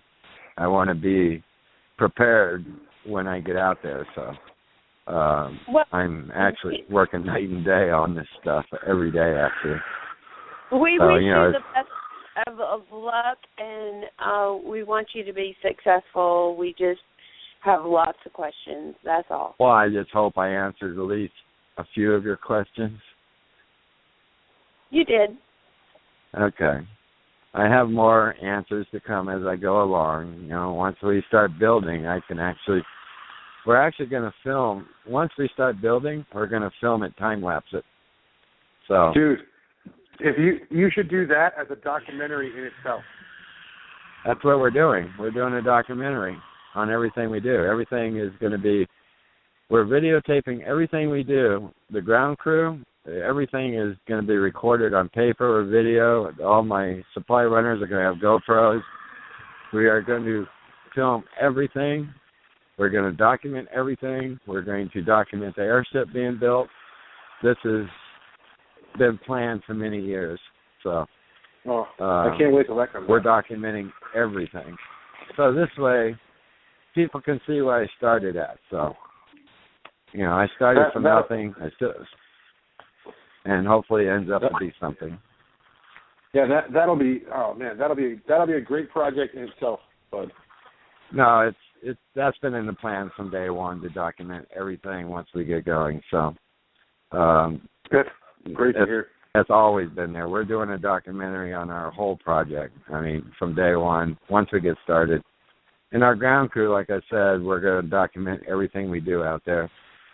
And we're going to send it in, have it cut up, and I guess we're going to start out on YouTube. So I got a couple of networks looking at me, and I'm trying to figure out pay for these guys. And it's not going to be finding Bigfoot. And, another thing, might as well say it while I'm here. We're not allowing any tree knocking. We're not allowing any screaming or anything like that.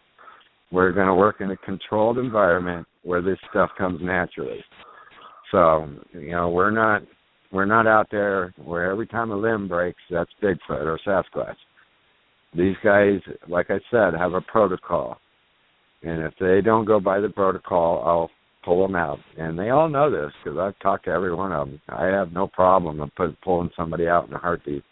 It's really easy for me.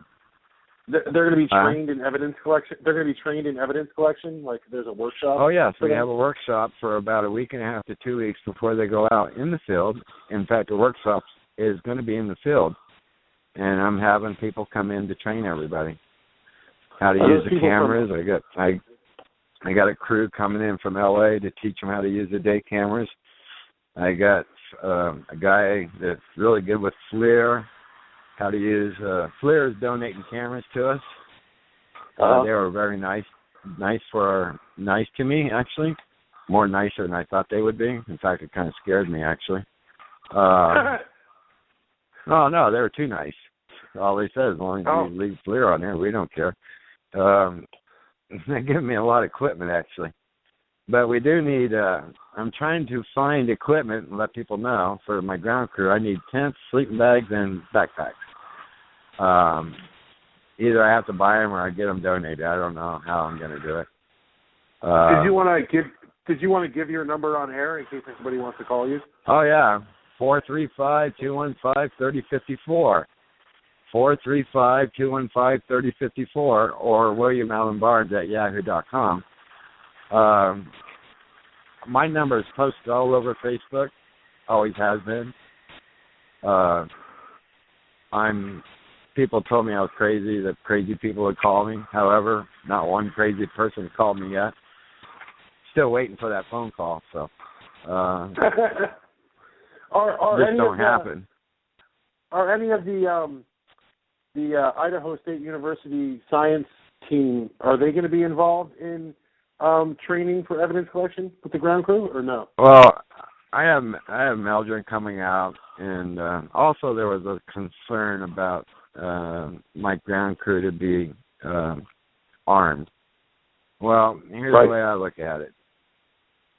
I'd never go out there unarmed, and I don't expect these guys to be unarmed. Even Meldrin goes out, when he goes on expedition, he's armed. So if you guys think it's wrong for these guys to be armed, I'm not talking about you guys, but the guys listening, because this question came up. I prefer them to be armed because I don't want anybody to get hurt out there because they weren't. And we're carrying bear spray, too, by the way. Last resort, if something goes wrong, of course they're going to have to protect themselves. But we have a lot of people out there, and, that's a deterrent in itself.